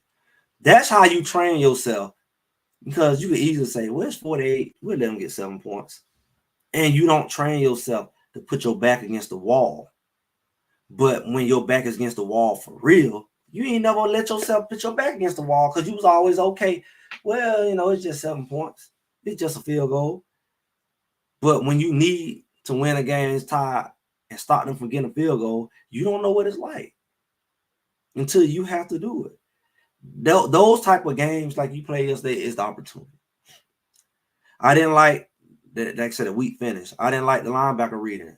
I'm always hard on the linebacker. I played linebacker. I played all of it really, but I'm hard on linebacker because I watched them on the snap just commit upfield, taking 2-3 steps, and then it's like the only time they really not committing to the line is when it's a pass. And it's like they commit to the run before they read. They don't read.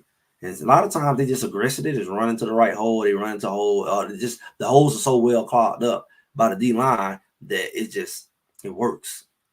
But it didn't work against Kansas State because you was overly aggressive, because y'all didn't read.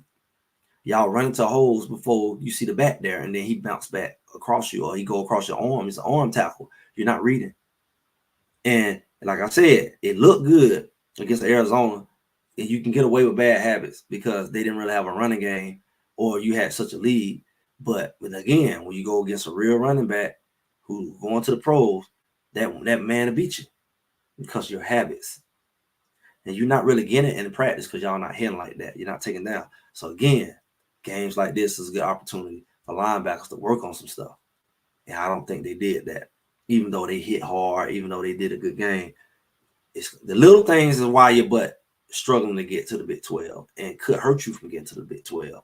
You bragging about what you did, but I'm sure when y'all look at the film, y'all gonna look at, just like I'm doing, you're gonna look at what you did wrong, because that's what's gonna get you beat. You already don't beat that team. The other team looking at your tendencies. Hey man, the school should do it. We should do it. We should cut that mess off. I say everybody cut that mess off. Everybody watch the game. Little blackout. Every commercial break. They got TV timeouts 3 minutes. Every commercial. They put your clock on. Every time they go timeout, cut that mess off. Kill the advertisement. Y'all gonna do us in for money? We're gonna shut your money down.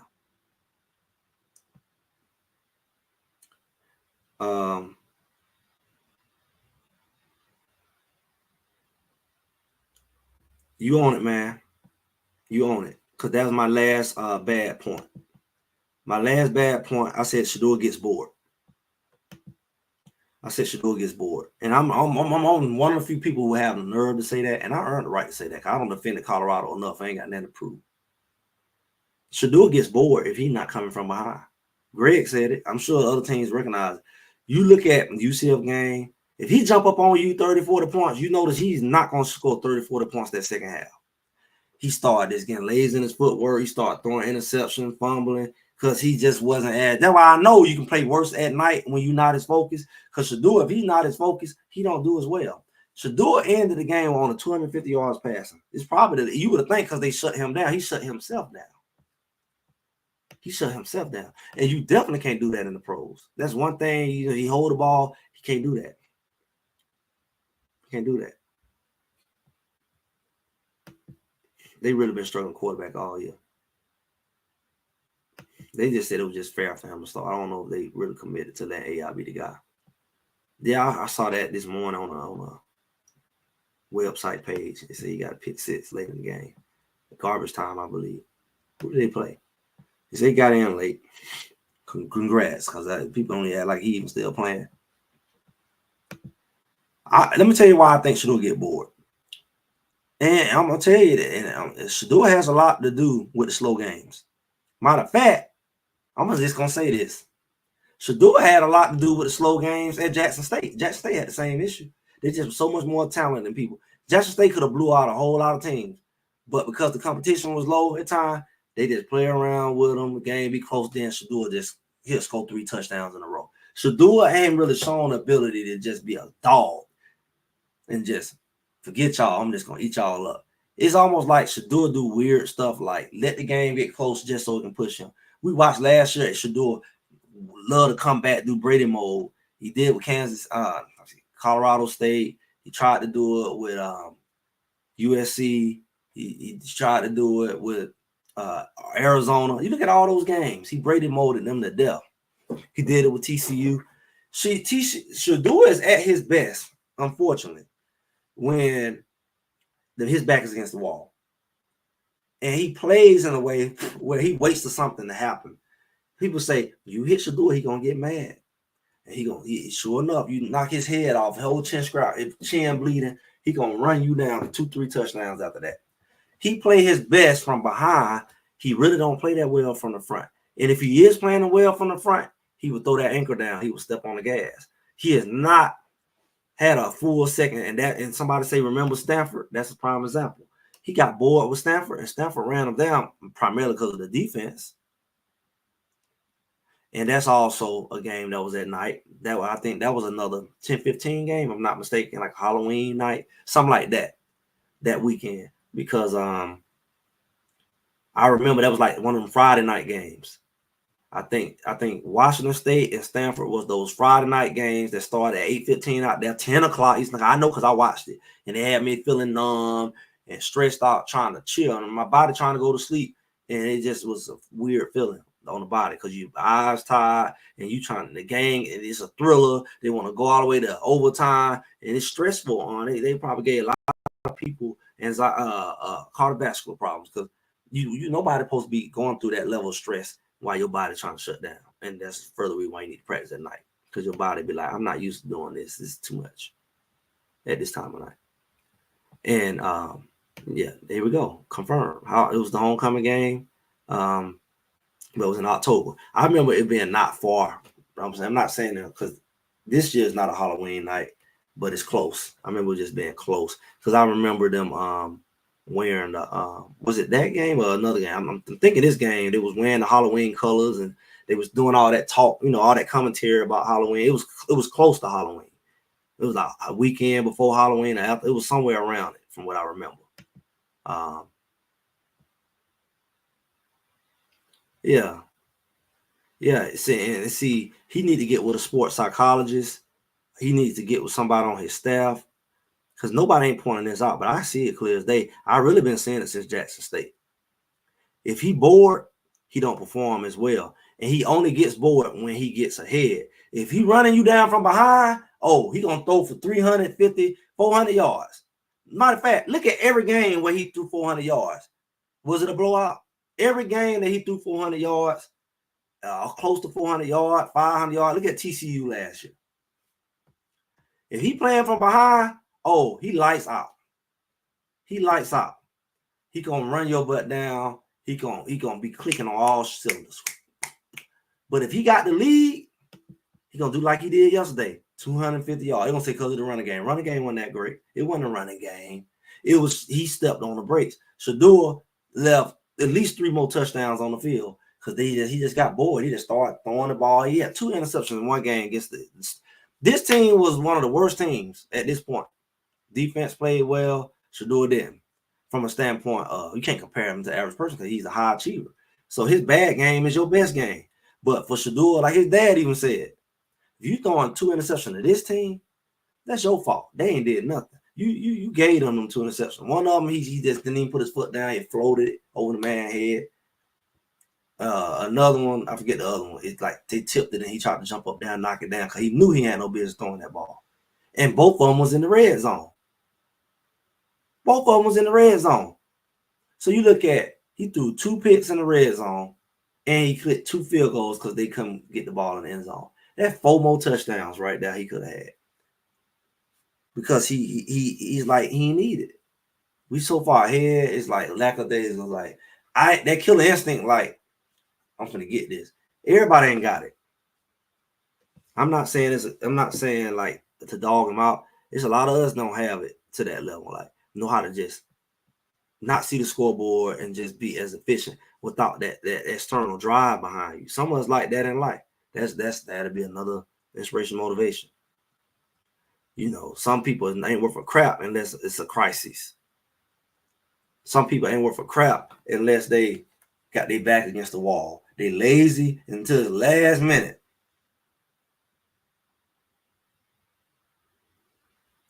Y'all know I'm telling the truth. What's going on, Miss D?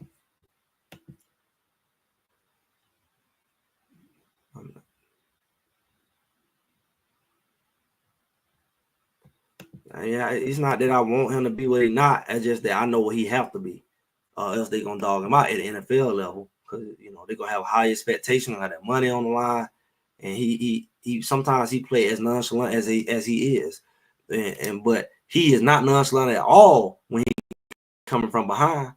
He can run anybody down, but he haven't quite figured out how to dominate you the same way when he up by 3 touchdowns. His lowest stats games, go look at him, is when he had the lead, and his highest stats is when he had to run you down, double, triple, half a time, overtime. He gonna throw 5 touchdowns. He gonna run 2 touchdowns because he's back against the wall. And he's tried to do it against KSU.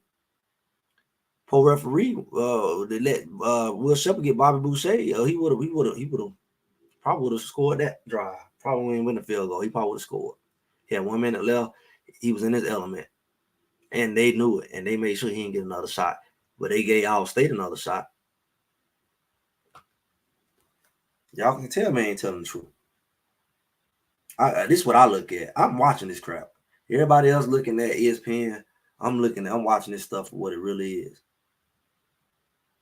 Shador, gotta work on that. Oh yeah. Entrepreneurs the same way. Some people gotta look. They make a certain amount of money and they get comfortable. They can say, "I want to make $1 million," and they can make $500,000 and they'll shut down. They'll go on more trips, vacations. They want short the work. They'll sleep later.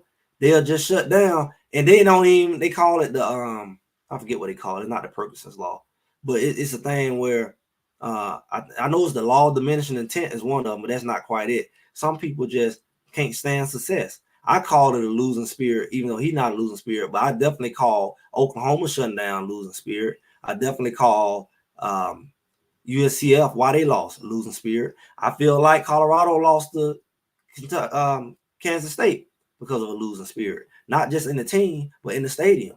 Just that I talked about it on B Watch show a couple times. What was it, Wednesday? About what are your expectations? Some people just happen to be in a winner column. They're not trying to dominate. Some people just happy to say we winning, we not losing. Well, we gonna win the game. What's the big problem? Well, at least we going to a bowl game. You cannot make it to the playoffs and all that just being happy with a bowl game. You can say what you want. That same mindset will cause you, when you need it the most, to bear down. You're not gonna be able to do it because you're content, and it's hard to turn something on than it is to slow it down. It's harder to start a moving tractor trailer. You know what I'm saying? Than to keep it moving, because you got momentum if you're moving. And that's what we looking at. Once Shador took his foot off them brakes, he couldn't finish that game, and his stats showed for it. And that's why, honestly, I want him to win the Heisman. And outside of him getting sad and having challenges with the line, that's why he won't win the Heisman, because you got to put up outrageous numbers, and it's a part of him that's content with the scoreboard. And he can say, "Oh, he just want to win." That's great. You can say, "Oh, he ain't worry about the numbers." Like people say, that's great. But it's like it's that somebody said the Jordan mentality, Kobe Bryant, and the mumble. Them kind of dudes, Kobe Bryant and them boys, they're the kind of dudes that can go and score 100 points in one game. They're like, did they pass the ball? You just went crazy. But a person who content, they'll score 50 and be like, I scored 50. I'm the man. But if somebody like Kobe Bryant, he'll go and he'll to give me the ball. I'm going to score 100 tonight and do it. Very few people can do that. And I'm not even saying I'm their fan. I mean basketball like that. But I do know certain mentalities will allow you to be able to execute at that level. And you, me, anybody, we will not be able to execute on that level if we content. And I was saying Colorado was content with where they were. It was 4-1 at that time, and everybody talking about, and we was 3-0 in the conference, and everybody was talking about everybody else lost, and everything is in front of us, and we in control. But you weren't thinking, but we could lose control of this game But now we gotta wait on Kansas State to lose. And they played some of the tougher teams already. They already lost to BYU. It was your job to give them that second loss. And the problem was you wasn't thinking like that. You was feeling yourself. Oh, it ain't over if we lose, but it was over for them. And you know they could have been your biggest ally if you beat them. Now they're your worst enemy because now they gotta lose. Because if they have the same record as you, they got the head to head, and you're gonna watch them walk into, even if you win out, you're gonna watch them walk into the doggone championship, and you're gonna be looking like all because we took our foot off the brake, or we just was content with winning. You can't do that. You can't afford slow starts, and you can't not finish the game. You take your foot off the brake. You see how Stanford ran them down last year because they took their foot off the gas. Yeah. Yeah. That's what happened. It was comfortable. That's exactly what I was saying. It was comfortable. The ugly part of this thing was the center errors. I felt was ugly because it just was like ridiculous. It just back to back. I don't know. Somebody say it was Shador fault. Shador he was changing plays, he wasn't paying attention. But I still don't know why the center hacking ball. So whatever that was sloppy. But you had the lead. It didn't hurt you. But if you needed those touchdowns, it would have. It just so happened you didn't need them because you did all that in the red zone. And it caused you to not be able to convert or to have to settle for a field goal.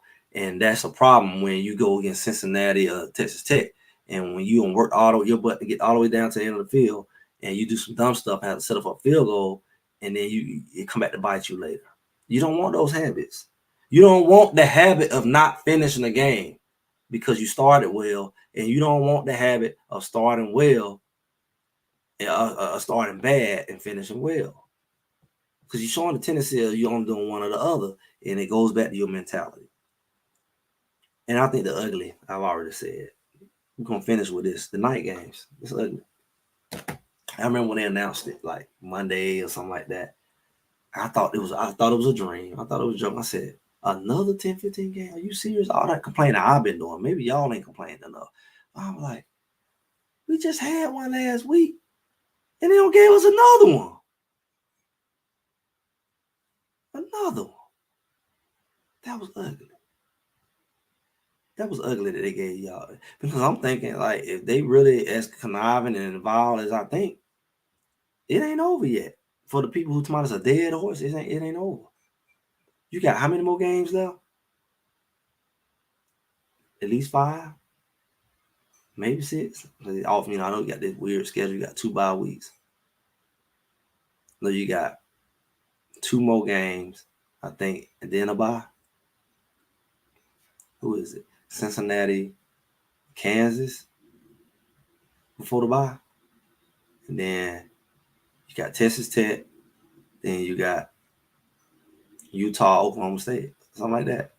Or maybe Kansas somewhere. But I'm saying, like, you think that they can't throw another 10-15 in there? You just let them do it now. And it's outrageous. Why wouldn't they keep trying you? Because they got to catch you slipping. They can't let this Coach Prime experiment look too good. They already showed y'all that last year. They keep telling y'all and reminding y'all. Remember, y'all was 4-2 last year this time, and y'all went off the cliff. Remember, we threw you off the cliff. Remember all them close games y'all had? We did that. Y'all too dumb to know. We did that. Y'all was too dumb. Y'all fighting each other, blaming the coach. And we the one that called them penalties right in time. We the one who doggone let the guy step out of bounds and say it was a catch. And then when you caught it from a mile away, we said it was no catch. We the one who took Dylan Edwards' punt return and 2 of Travis catches back. Travis said he stepped out of bounds, stopped the play. His foot was a mile away from the sideline. He made a diving catch, then bobbled it, and he said it was a bobble. He didn't have control. We did that, not y'all. But y'all too dumb. Y'all, Coach Prime and the defense coach. They're not telling you how they're controlling the game. Don't think that they don't have plans in place. You think it's just straightforward football. Oh, we better than everybody. All they got to do is call the holding at the wrong time. All they got to do is let the other team hold you. And the quarterback keep running the ball. You can't keep escaping. They hold the mess out of them. They throw a flag every now and then. All they got to do is let the teams hold your receivers. And what somebody say about the hip drop.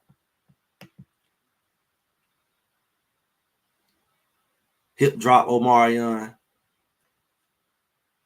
horse collar, hip drop combo, break the man leg, no flag. We begging them, please, y'all, NCAA, please do what the NFL doing. Yeah, you gotta protect. You begging them to throw a flag, but they'll throw a flag on you in a heartbeat. How stupid is that? They will throw a flag on your team in a heartbeat, and you don't even bring it up. Coach Prime can't bring it up. He can't whine about it. They're gonna just dog him out. They said Coach Prime can't win the big game. Coach Prime was 4-2 last year this time. I bet he lose again. We're gonna make sure. And them dumb people gonna just sit down and watch it and keep supporting it. And pick and point fingers at each other. And they just laughing. Because they say it worked before. They like politics. They be cheat their butt off in politics. And they do the same crap. And you be sitting out fighting with each other. Not knowing they cheat one, they'll cheat all. They wouldn't cheat, they'll cheat you. But you think it's gonna benefit you to be on the side of a cheater. It's always a red flag to be on the cheating side. You can't trust a cheater. I don't never want to win a game because I would hate to be Miami right now. I'm all that fool. They gave y'all 2 games in a row. Y'all could easily be down 2. You comfortable. Like that because y'all on the side of the thing, the machine. You know, you on the side of it, you benefiting from it. If you was on the other side, you wouldn't like it. Come on now. Do you think to get your last night game? You ain't played a 1 o'clock game yet. Tell the clowns displaying that. You ain't seen them play a 1 o'clock game yet. It's college football, and you ain't played a 1 o'clock game on your campus yet. Everybody else don't play as many 1 o'clock games as you play night games. They get the luxury of having 1 or 2.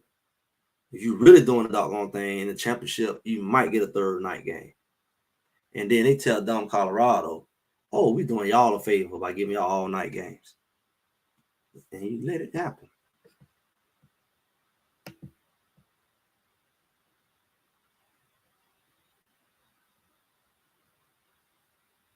Well, everybody turned on him. They didn't just get they MEAC was all that supporting each other. And the SWAT, they put hoodoo on Dion. They didn't even help him. They didn't even show up. But all the MEAC people was over there on the sideline. They teamed up on him. In the same way when we went to Oregon and your boy Keyshawn leaked out how all the teams teamed up to help beat Colorado. Don't think they won't do that. Don't think they ain't.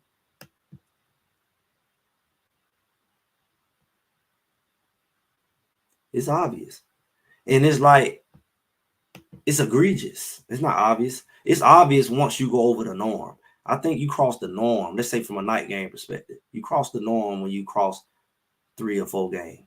When you at 6, it's egregious. It's like we're gonna slap you in your mouth until I ain't slap you. I'm gonna do it right in your face. What you gonna do about it? You don't let us go this far. You didn't say nothing way back then when we really egregious at this point.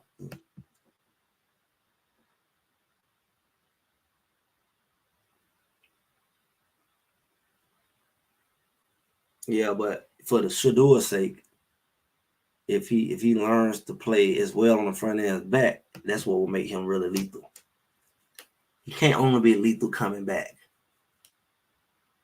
That's a good trait to have because I'm telling you, I watched all the other games. They had Shador, they would have won. UCL didn't know how to finish those games because they didn't have a quarterback. Or Oklahoma State didn't know how to finish. A lot of teams who could have won big games, I knew they lost. I saw when West Virginia, when Kansas State jumped up on West Virginia, and I looked at their quarterback, I said, they screwed. They were going back and forth for a minute, but it just they didn't have no quarterback to do it. We know Shador can come back. The problem is, I want Shador to learn to bury people from the front. Don't give him a chance to come back so you can chase after him. I'm gonna let you run me down so I can run after you. I'm gonna wait for you to. I'm gonna get ahead of you, slow down, let you pass me so I can have a challenge. So then I'm gonna chase you down from behind. Like, you gotta find a better way.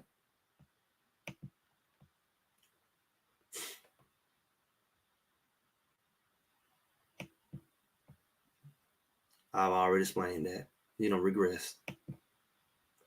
You're doing so well.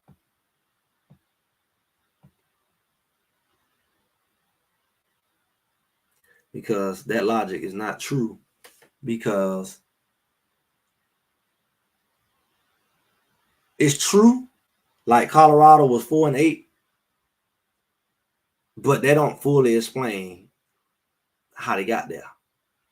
They don't fully explain how good the team really was. They don't fully explain how the refs had to help teams beat them. You just see in the record books it's 4-8. So that's not what I do on my show.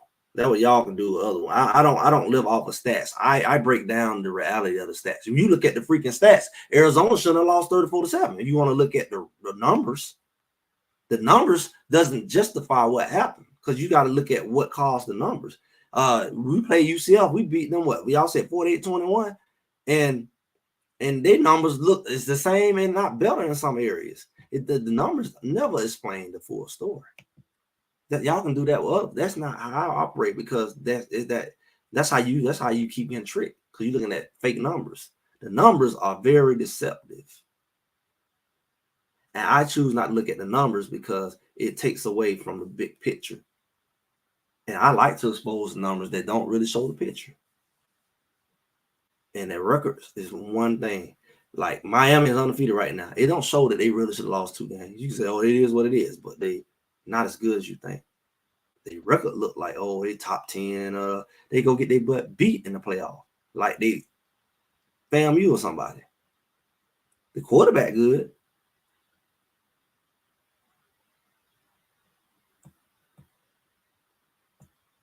Hey man, first of all, your prime time is not 10 o'clock. Prime time is 8. That's why if you want to know the real prime time, look at the time when they call it prime time, when Alabama played Georgia. They called that prime time, 8 o'clock Eastern.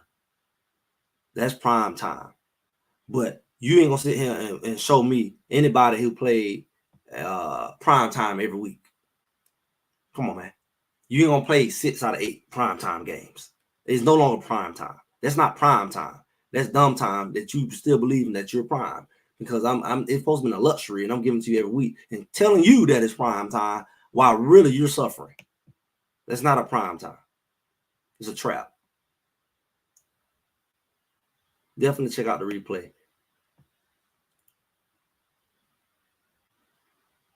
I don't know if you just got here, man. I don't explain this a long time. When you telling me about another team, I don't explain this 100 times. It ain't got nothing to do with, I ain't saying nothing about Cincinnati.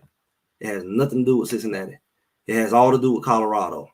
I don't explain this. Y'all gotta go back and look at the replay. I ain't gonna re-explain that. Appreciate it, Miss D. Always supporting here with the super chat. You know, it's not about is it dark or not. That's see y'all gotta operate on the level we talking. You know, y'all gotta operate on the level we talking at. We talking on a high level. We're not talking on surface. See, y'all can do that surface stuff with other folks. Y'all talking surface. Well, the other team playing in dark. That's surface. The reality is, it's not just because it's dark. It's because I've already said it. Y'all go back and replay. I mean, history. You can argue with history all day long. You can argue with history all day long. But let's check this out, Jay.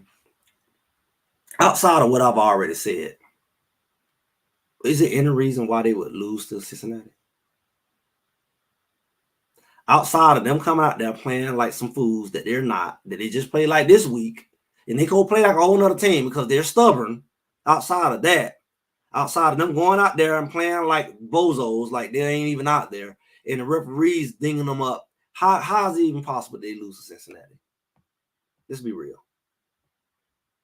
That means that the plan worked. I gave you a silly behind a night game. Y'all say the other team played at night, and I gave you another night game where you performed poorly at, and I put them referees on your behind who every time the game get close, they stab you in the back. That's the only way you finna lose. So either you take heed to the warning, or you shut up and just keep getting abused. Why wouldn't it be a dog fight? If you don't show up to play, why wouldn't it be a dog fight? You playing a team that's playing their best ball right now. They've only lost 1 game. They feeling just as hopeful as you. It don't matter if they good as you or not. If they playing for something and you come out there lollipopping, like, oh, okay, let's go win. Hopefully we win. We'll try. And you go out there with that crap, you're going to get your butt beat. And then the game be close. And then the referee going to get some stupid call. Or let somebody knock your helmet off and don't call it. And hurt your players and all that kind of crap. All that stuff can go on. And then you like, oh my goodness, this is a dog fight. It was supposed to be a dog fight. That's why I was set up. They didn't give you a dog fight at 1 o'clock.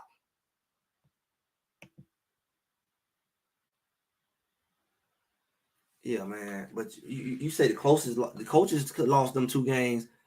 That it lost them 2 games because what? Let's be real. The coaches lost them 2 games because at the end, after Shador went all the way down the field, the defense didn't go and prevent, and they didn't put Hood out there and put Harge out there. You can say that they lost some game that way. But the reality is Colorado played like crap. It wasn't just the coaches. Look at the stats. They played from behind the whole first half. They were asleep. That's the reality. They didn't run the ball. They didn't do this. They didn't do that. That's cute. They couldn't run the ball that game. We ain't really seen no real run-dominated game yet. Right. They were missing tackles. They were doing all that. So that ain't the coaches. That's the players who didn't play. They played out of character. The defense, that you gonna sit here and say the coaches, but you gotta look at this. That was the only game in the first game that the defense gave up more than 7 points in the second half. That game they gave up 17. Any game. Because you look at the fact that not just tackles, that's the only game that they gave up more, even against Nebraska. They didn't give up no more than 7. But that game they gave up 17. The players were playing uncharacteristically.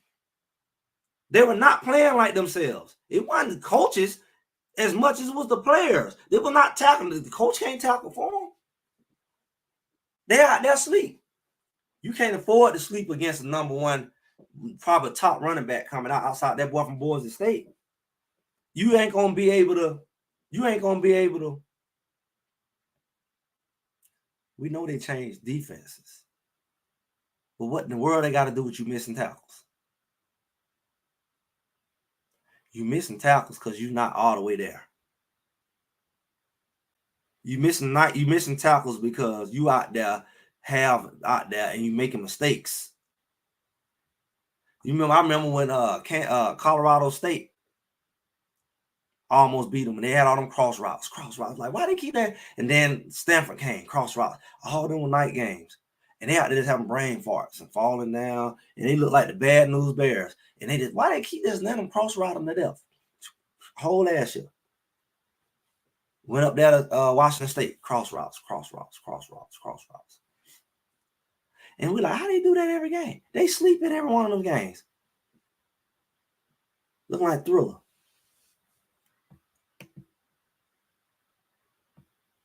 Colton Hood gonna end up being one of the top DBs on his team. They let him play. Now that could be coaching, but you can't explain. I can feel like coaching yesterday contributed, but you don't know because they beat them so bad. Because the players performed so well. I feel like the coaches could have called better stuff yesterday, but it don't matter. Like you say, a win is a win.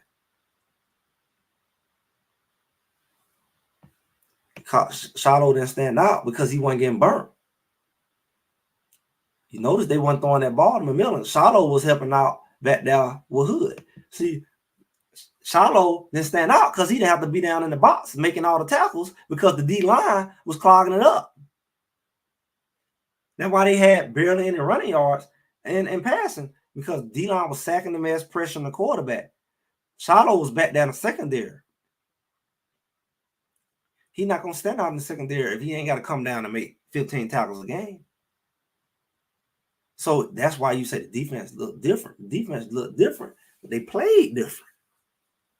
I already said they used different looks, but they played different.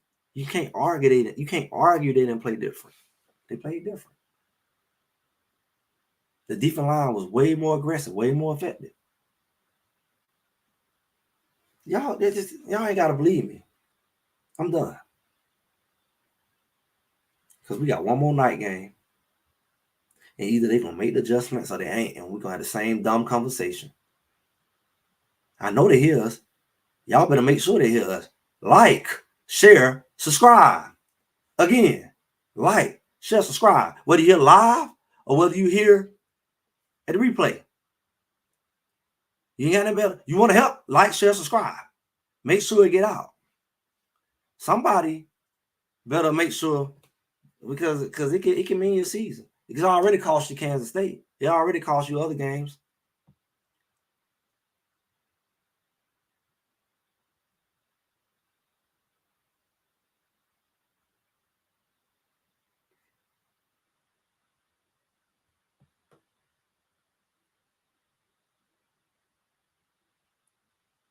Yeah, I mean that's part of it, because again, they didn't play that game like they had to win.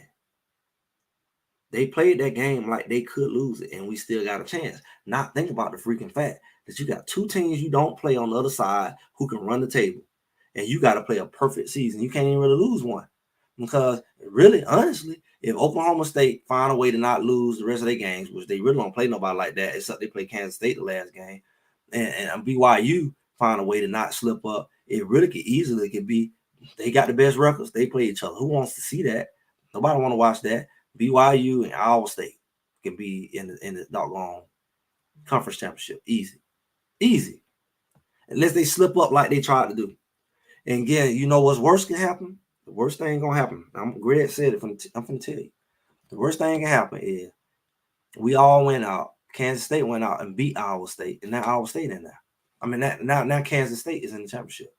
So we all got the same record, but they got the head-to-head over us, and they beat Iowa State. And if we beat everybody else, now we helping Kansas State. Versus we got to beat Kansas State, and they beat somebody helping us, and we walk into the championship. Because it would have been different if Kansas State had to beat Iowa State and we beat them. Kansas State just helped us get into the championship. Now we got to hope Iowa State beat Kansas State. And guess what that means? Kansas State is in the championship. So our best bet was just happening that Iowa State lost to UCF. That was our best bet. Our best bet was that they lost to UCF because we beat UCF. And we kind of would have had a head-to-head with that somewhat. But now, if they beat Kansas State, that's the only team left that can beat them. They walk into the championship. If Kansas State beat them at the last game, they walk into the championship. So it's really boiling down. If all things stay the same, no matter what we do, it's going to be either Kansas State or Iowa State who see BYU, unless BYU and Kansas State and Iowa State tank. And if they tank, then we can possibly see Kansas State in the championship if we win out. But if everybody play like they're playing now, and Iowa State don't lose, they almost lost. BYU don't lose because they almost lost. You're looking at the two teams that's going to be in the championship because they're undefeated.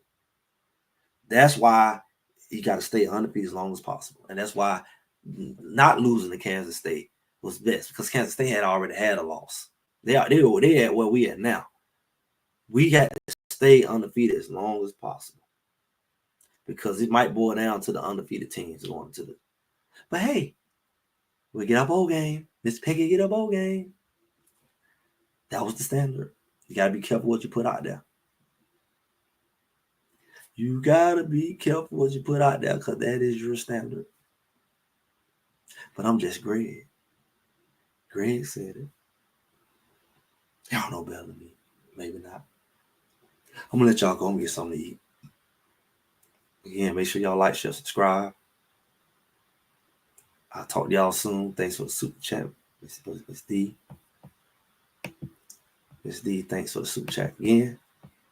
And now, here's a word from our good old sponsor. Y'all have a good one.